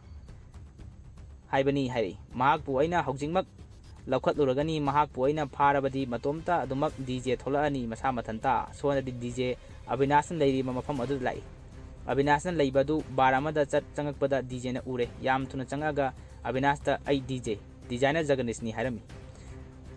ꯑꯕꯤꯅꯥꯁꯅ ꯄꯨꯖꯥꯅ ꯍꯥꯏꯕꯗꯨ ꯅꯠꯇ꯭ꯔꯥ ꯅꯈꯣꯏ ꯑꯅꯤ ꯀꯣꯂꯦꯖꯦꯁ ꯑꯃꯠꯇꯅꯦ ꯐꯦꯁꯟ ꯏꯟꯁꯇꯤꯇ꯭ꯌꯨꯁꯟ ꯑꯗꯨꯒ ꯆꯨꯝꯕ꯭ꯔꯥ ꯑꯕꯤꯅꯥꯁ ꯗꯤꯖꯦ ꯃꯈꯣꯏ ꯑꯅꯤ ꯇꯦꯕꯜ ꯑꯃꯗ ꯐꯝꯊꯩ ꯑꯗꯨꯒ ꯑꯕꯤꯅꯥꯁꯅ ꯍꯥꯏꯔꯛꯏ ꯂꯨꯍꯣꯡꯕ ꯑꯁꯤꯒꯤ ꯅꯍꯥꯛꯀꯤ ꯑꯣꯏꯕ ꯀꯔꯤ ꯄ꯭ꯂꯥꯟ ꯂꯩꯒꯦ ꯍꯥꯏꯔꯛꯏ ꯗꯤꯖꯦꯅ ꯂꯥꯏꯈ꯭ꯔ ꯋꯥꯅꯤ ꯁꯥꯔ ꯋꯥꯔꯤ ꯋꯥꯇꯥꯏ ꯁꯥꯟꯅꯩ ꯗꯤꯖꯦꯅ ꯁꯦ ꯃꯁꯤ ꯁꯦꯠꯂꯒ ꯂꯥꯛꯇꯧꯅꯤ ꯒꯥꯅ ꯄꯤꯁꯜꯂꯤ ꯑꯕꯤꯅꯥꯁ ꯃꯊꯪꯒ ꯌꯦꯡꯉꯤ ꯐꯣꯟ ꯑꯗꯨꯗ ꯇꯥꯟꯖꯥ ꯑꯗꯨꯗ ꯀꯣꯐꯤ ꯄꯨꯗꯨꯅ ꯆꯪꯉꯛꯏ ꯑꯕꯤꯅꯥꯁ ꯌꯦꯡꯅ ꯆꯤꯅꯤ ꯂꯥꯝꯃꯒ ꯀꯣꯐꯤꯗ ꯍꯥꯞꯆꯤꯟꯒꯦ ꯇꯧꯏ ꯗꯤꯖꯦꯅ ꯈꯪꯂꯥꯎ ꯂꯥꯎꯔꯛꯏ ꯀꯟꯅ ꯉꯁꯥꯏ ꯑꯕꯤꯅꯥꯁꯅ ꯇꯧꯕ ꯑꯗꯨꯒꯨꯝꯅ ꯗꯤꯖꯦꯅ ꯈꯨꯠꯇ ꯃꯍꯤꯛ ꯃꯌꯥꯝ ꯌꯥꯎꯔꯤꯕꯅꯤ ꯁꯥꯔ ꯃꯈꯣꯏꯗꯣ ꯌꯥꯝ ꯀꯟꯕꯅꯤ ꯍꯥꯏꯔꯛꯏ ꯑꯕꯤꯅꯥꯁ ꯃꯣꯃꯣꯟ ꯅꯣꯛꯆꯩ ꯗꯤꯖꯦꯅ ꯃꯈꯨꯠ ꯑꯗꯨ ꯅꯥꯟꯊꯣꯛꯅꯕ ꯍꯥꯏꯕꯤ ꯑꯕꯤꯅꯥꯁꯇ ꯗꯤꯖꯦꯅ ꯐꯖꯅ ꯅꯣꯏꯌꯨ ꯅꯥꯀꯟ ꯁꯥꯏꯠ ꯑꯅꯤꯃꯛ ꯐꯖꯅ ꯍꯥꯏꯔꯛꯏ ꯑꯕꯤꯅꯥꯁ ꯋꯥ ꯃꯈꯥ ꯇꯥꯔꯛꯏ ꯑꯩꯒꯤ ꯑꯄꯥꯝꯕ ꯍꯦꯛꯇ ꯌꯥꯗꯦ ꯑꯩꯒꯤ ꯏꯃꯥꯒꯤ ꯑꯄꯥꯝꯕꯁꯨ ꯃꯊꯧ ꯇꯥꯏ ꯍꯥꯏꯔꯛꯏ ꯑꯩꯒꯤ ꯏꯃꯥꯗꯣ ꯑꯩꯒ ꯅꯨꯡꯇꯤꯒꯤ ꯋꯥꯔꯤ ꯁꯥꯏ ꯗꯤꯖꯦꯅ ꯀꯩꯁꯨ ꯀꯥꯏꯗꯦ ꯑꯩꯁꯨ ꯑꯩꯒꯤ ꯕꯕꯥꯒ ꯅꯨꯡꯇꯤꯒꯤ ꯋꯥꯔꯤ ꯁꯥꯏ ꯍꯥꯏꯔꯛꯏ ꯑꯕꯤꯅꯥꯁꯅ ꯑꯗꯨꯒ ꯗꯤꯖꯦ ꯃꯅꯥꯛ ꯆꯪꯁꯤꯜꯂꯒ ꯑꯩꯒꯤ ꯏꯃꯥꯗꯨꯗꯤ ꯆꯍꯤ 10ꯒꯤ ꯃꯃꯥꯡꯗ ꯁꯤꯈ꯭ꯔꯦ ꯗꯤꯖꯦꯅ ꯍꯣꯏ ꯑꯩꯒꯤꯁꯨ ꯆꯍꯤ 15 ꯃꯃꯥꯡꯗ ꯁꯤꯈ꯭ꯔꯦ ꯍꯥꯏꯔꯛꯏ ꯑꯕꯤꯅꯥꯁꯅ ꯉꯁꯥꯏ ꯄꯨꯖꯥ ꯃꯃꯥꯡꯗ ꯇꯧꯕꯒꯨꯝ ꯗꯤꯖꯦꯅ ꯑꯃꯨꯛ ꯃꯥꯂꯪꯕꯗ ꯍꯣꯏ ꯑꯅꯥ ꯑꯗꯨꯕꯨ ꯀꯃꯥꯏꯅ ꯑꯩꯅ ꯃꯉꯣꯟꯗ ꯍꯥꯏꯗꯣꯏꯅꯣ ꯑꯩꯗꯤ ꯃꯍꯥꯛꯀꯤ ꯂꯨꯍꯣꯡꯕꯒꯤ ꯗ꯭ꯔꯦꯁ ꯁ꯭ꯇꯥꯏꯜ ꯇꯧꯅꯕ ꯂꯥꯛꯄꯅꯤ ꯃꯍꯥꯛꯅꯁꯨ ꯑꯩꯍꯥꯛꯀꯤꯗꯃꯛ ꯃꯇꯝ ꯀꯌꯥ ꯃꯥꯡꯕꯤꯔꯕꯅꯤ ꯑꯣ ꯈꯪꯉꯦꯕ ꯃꯥꯒꯤ ꯃꯃꯥꯗꯣ ꯋꯥꯔꯤ ꯁꯥꯕ ꯑꯣ ꯍꯥꯏꯔꯒ ꯅꯣꯛꯏ ꯑꯗꯨꯒ ꯍꯥꯏ ꯇꯧ ꯍꯥꯏꯔꯛꯏ ꯑꯕꯤꯅꯥꯁꯇ ꯑꯕꯤꯅꯥꯁ ꯏꯪꯉꯛꯉꯛꯏ ꯍꯥꯏ ꯑꯪꯀꯜ ꯍꯥꯏꯗꯨꯅ ꯃꯥꯂꯪꯕꯗ ꯃꯈꯨꯠ ꯊꯤꯡꯒꯠꯂꯤ ꯗꯤꯖꯦꯅ ꯑꯃꯨꯛ ꯃꯥꯂꯪꯕꯗ ꯑꯅꯥ ꯅꯈꯣꯜꯗꯣ ꯀꯩꯗꯧꯔꯒꯦ ꯑꯅꯥ ꯇꯥꯔꯣ ꯇꯥꯔꯦ ꯁꯦꯡꯅ ꯌꯥꯔꯦ ꯑꯕꯤꯅꯥꯁꯇ ꯑꯣꯟꯁꯤꯜꯂꯒ ꯅꯪꯒꯤ ꯅꯃꯥꯒꯤ ꯃꯔꯝꯗ ꯈꯪꯅꯤꯡꯕ꯭ꯔꯥ ꯅꯣꯏ ꯃꯥꯗꯣ ꯀꯩ ꯃꯤꯡ ꯀꯧꯒꯦ ꯍꯪꯂꯝꯃꯤ ꯑꯕꯤꯅꯥꯁꯅ ꯄꯨꯜꯂꯃꯛ ꯀꯧꯋꯦ ꯍꯥꯏꯗꯅ ꯍꯥꯏꯔꯛꯏ ꯑꯁꯨꯝꯅ ꯋꯥꯔꯤ ꯁꯥꯟꯅ ꯂꯣꯏꯔꯗꯨꯅ ꯗꯤꯖꯦꯅ ꯑꯩꯈꯣꯏ ꯁꯣꯞꯄꯤꯡꯒꯤ ꯆꯠꯄ ꯌꯥꯔꯗ꯭ꯔꯥ ꯃꯇꯝꯁꯦ ꯌꯥꯔꯛꯇ꯭ꯔꯦ ꯑꯕꯤꯅꯥꯁꯅ ꯌꯥꯔꯦ ꯆꯠꯁꯦ ꯍꯥꯏꯗꯨꯅ ꯃꯈꯣꯏ ꯑꯅꯤ ꯁꯣꯞꯄꯤꯡ ꯃꯣꯜꯗ ꯂꯥꯛꯑꯦ ꯗꯤꯖꯦꯅ ꯈꯟꯗꯅꯒ ꯄꯤꯔꯤ ꯑꯕꯤꯅꯥꯁꯅ ꯐꯖꯕ꯭ꯔꯥ ꯑꯗꯒꯤ ꯗꯤꯖꯦꯅ ꯊꯤ ꯅꯩꯔꯦ ꯋꯥꯈꯜ ꯅꯧꯊꯣꯛꯑꯦ ꯒꯥꯅ ꯍꯥꯏꯔꯤ ꯑꯁꯨꯝꯅ ꯃꯈꯣꯏ ꯑꯅꯤ ꯊꯣꯛꯂꯛꯏ ꯑꯕꯤꯅꯥꯁꯀꯤ ꯀꯣꯜꯗ ꯅꯈꯣꯏ ꯀꯗꯥꯏ ꯂꯩꯒꯦ ꯉꯁꯤꯔꯣ ꯍꯌꯦꯡꯂꯣ 9,000 crore ꯗꯨꯅ ꯀꯃꯥꯏ ꯇꯧꯔꯤꯕ ꯍꯥꯏꯗꯨꯅ ꯋꯥꯔꯤ ꯁꯥꯏ ꯗꯤꯖꯦꯁꯨ ꯇꯥꯏ ꯇꯧꯔꯤꯕꯗꯣ ꯑꯁꯨꯝꯅ ꯃꯈꯣꯏ ꯑꯅꯤ shopping mall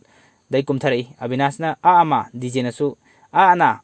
malangda tongnai Avinashna ai shopping gida leiriye DJ nasu aiju shopping gida leiriye hairami asun makhoi ani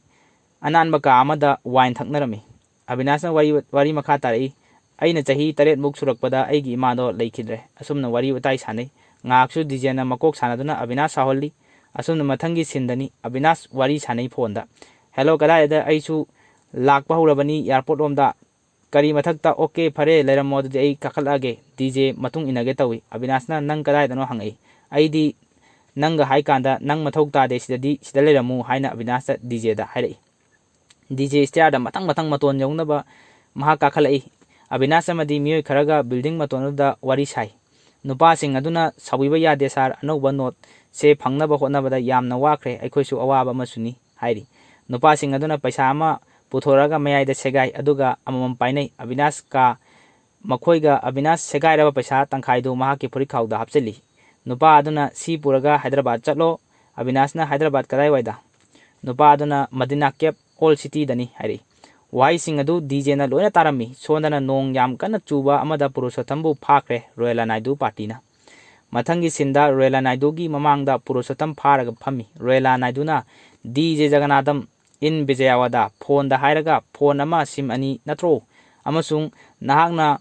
mahaki tawar oiriba loinamak piriba natro hayo mahak hojik kadai lei yam thuna hayo haidana nongoi tammi Purushottam na nahakna ibu phangba mahakna nahaki nachanupa phangba natra Royal na kari ichanupa khangi masado sonana airport ta Avinash amadi DJ thongminarai DJ amadi Avinash makhoini thongminarai Avinash na nahaksu thilamaro haidana DJ da hairai DJ na aigi su ka laani yarani hairami aihak lohongbagi thabak kaya su leiri Avinash na phare lohongbada thengnarasi adudi hairaga bai hairam chakre Royal phone satoktuna yengi Purushottam na he tapthone aigi GPS on tawbane mahak soidana aibu thiba laklagadabane hari tanja aduda Royal na machanupa Avinash ta phone tawsali Avinash nahak kadai da leige hairami Avinash na babana haiba mafam aduda aihak yaure changlak hari Avinash khaktamak mafam aduda changlak paruda Purushottam khanjane Avinash na Royal bu konjanjai Royal na yare to hairami aduga nahak DJ unabra haiduna hanglai maruda Avinash na unaye maga ai mahak yam phaba nupa macha amani hari Royal na kariba yam phaba nupa ne ba mahak aduni DJ haido haidai Avinash na ai khange babadi kamai khangino hangai Avinash na yare se pothau amta ingtho ba Royal na ingthabada phare kadai no purak labro paisa do kadai haidai piro Avinash na phuri khawda humjan ge tawuda mahagi court yawramdre Royal na paisa di kadai hangai Avinash na airport ta DJ na suitcase piro haibagi matang aduda Avinash na kayarak sure nang hairise aibu nangna boss amagumna khanganu friend oina khallo haibagi matangda DJ na okay sar adubu jacket di ai yanbi ge hairaga lowkhiba do ma khangning senglai sonda DJ na Hyderabad adugi haina khiba Madina Cape adu lai nupa amana cash or card hairai DJ na dollar hairami asumna dollar ado pisali mioi amada mi aduna magida leibaduga manabra yengi manarami ani ado samjanaba matamda paisa taram mioi sing aduna paisa sing adu DJ da sinarami Avinash na DJ na koto Royal na kari mahana koto DJ da madu kot natin hey 9,000 crore gi paisa ni nakpu kari no na hanga tawriba sibo haidan Royal na Avinash serami Avinash na ingona saurakano ai imada haige haidai Avinash na Royal na namada haige ba Avinash na mangonda ai haige ba Royal na mahak to angawbi mana angawa amamuk aingona sinaramdana hujik loredana Avinash sauna ana nang adumaina imada haigano natrabadi ipane haina aina lawroi nang asumna ngangnari tanja adumaktada DJ na paisa mayamdo puraga makhon lariba mafam adda thongjilai madu ubuda DJ gari dagi kumtharai maruda Royal na ningsingi DJ na hairakibado aihak na nahak pu uba numit adu nahaki aroibani hairakibado DJ bu Avinash na sauna changchillaga puthai Avinash na kaigino angang na namthak tawridi ha haidana phudarami DJ na sar amukta tabiu ai haise hairai Avinash na ai nangna haiba yam taduna laklabani takhrabani haidana DJ bu chingkhali maruda DJ gi makok paiduna chingbeda DJ gi sam ado ha pu erami maruda Avinash na masisu namthak hairaga phudogi koitan tanai maruda DJ na Avinash na thongge tawba tap pharaga Avinash pu phuthai paisa hapa gari thong hangai DJ na tu selaire noige paisa haibado Royal paisa hairaga chenjal ai DJ na mani se thiyu thajadravadi masing su thiyu hairei Avinash sigi paisa sibu nangna kamaina DJ na anana hairakpadagi aina puraga mafam asida laini hairei Avinash noi anana DJ na hoi nangi amana aigi anada haiba male aigi anana ingonda hairakpadagi ai puraini hairei Royalana kariba mahaki mamana nangi napada hayeba aduga amuk nangi napana nangonda hayeba Avinash mani ana DJ su ai dongna mahaki mapaga wari sabani DJ na mani paisa si yambanina anagi amana su aingonda mateng pangnaba hairakpadagi pangini hairami Royalana Avinash anti haidine apa amane hairei Avinash DJ don silaga uncle daina thanks hairei haibiu hairei Royalana uncle laba Avinash ana uncle haidi DJ gi mapada hairami Avinash DJ nang sawanu aigi ipana mahak karigumba khara chamam na tawrini Royalana kari aibu Royalana hai apangba mahak asina nahak pu sanarini mahak na tawriba se namthakni hari DJ na kariba ai tawri se namthakne ba adudi kai gi damak aina mafam sida paisa mayam se puraga laktoino Avinash chumi ana amaina si phau puraktoino paisa sing se namthak tawraga Royalana he tu yengu sonda mangon chaina pibada mahak na kallabadi laune haiduna Royalana Avinash pu Purushottam lomda purai adubu khangog DJ na mahakti kanano hairei wahai ru tabada ngai Royala amadi Avinash DJ makha tarai aina kaigidamak mahak pu kangadoribno kanano mahak po Royalana nahak mahak asi khangdrabra tasengna khangdrabra ne hayune DJ na aidi khangde mahak che hairei Royalana fare dodi aikhoina nupa asi hatoksi aduga mahaki mamada kari tagedo yengsi Avinash aga mapadagi nongmai mulli aduga DJ asengba hayo achumado natradi aina mahak ase hatokani DJ na hatokro hairei Royalana fare adudi mahakpu hato o hujimak hairei Avinash ta nongmai gi chap chingi amuksu DJ da yengjai adubu wa amata haidi DJ su Purushottam mamit isanjai Royalana kapo injalli kapke haiduna Avinash hek tawbaga DJ na ana kari antibo kari dawreba kamaina amataw gramna malangbada wangangli DJ na Avinash DJ ama kaidawre haibano se kaidawre haibano haiduna hanglei Avinash amado fajana tek ta kaidana lairiba natra DJ hayo base haiduna DJ da hairami Royalana Avinash ki manaka changlaktuna nahaki namari chahi kun gi mamangna sikhrabani DJ na nangbo apangma siribani apangba budu hairaga khubangna thage tawi DJ na lawi aduga nana adubu aina kamaina haidono makhoi gi imung manungi wani kamaina ai haidono hairi malangbada Avinash DJ kai hairei no se aingon amta hayo base DJ hairo ba DJ na nangi amana kapdi na haki damak Avinash hayo DJ aigi ama kanana hale kai gi damak tama hakap ibno hayo DJ na nangi nana nangi amabo hatpane hairei Royalana aina Avinash nana kauri Royalana mahak na haiba thajaganu mahak na nangbo angawa tahalibani Avinash mapagi collar pairaga hayo na nahak na karigi damak amabo hatlibano sengna hayo Royalana kai gi damak aina mahak ko hatoino aina mamabu kyam nungsi nahak khangliba natra DJ na makha tarai mahak na amabu yam nungsiraga kai gi nakhoi gi business khuding makta naidu hairibano ki maming nahaki mamagi maming pulamada amata thamdriba asi kaigino hayune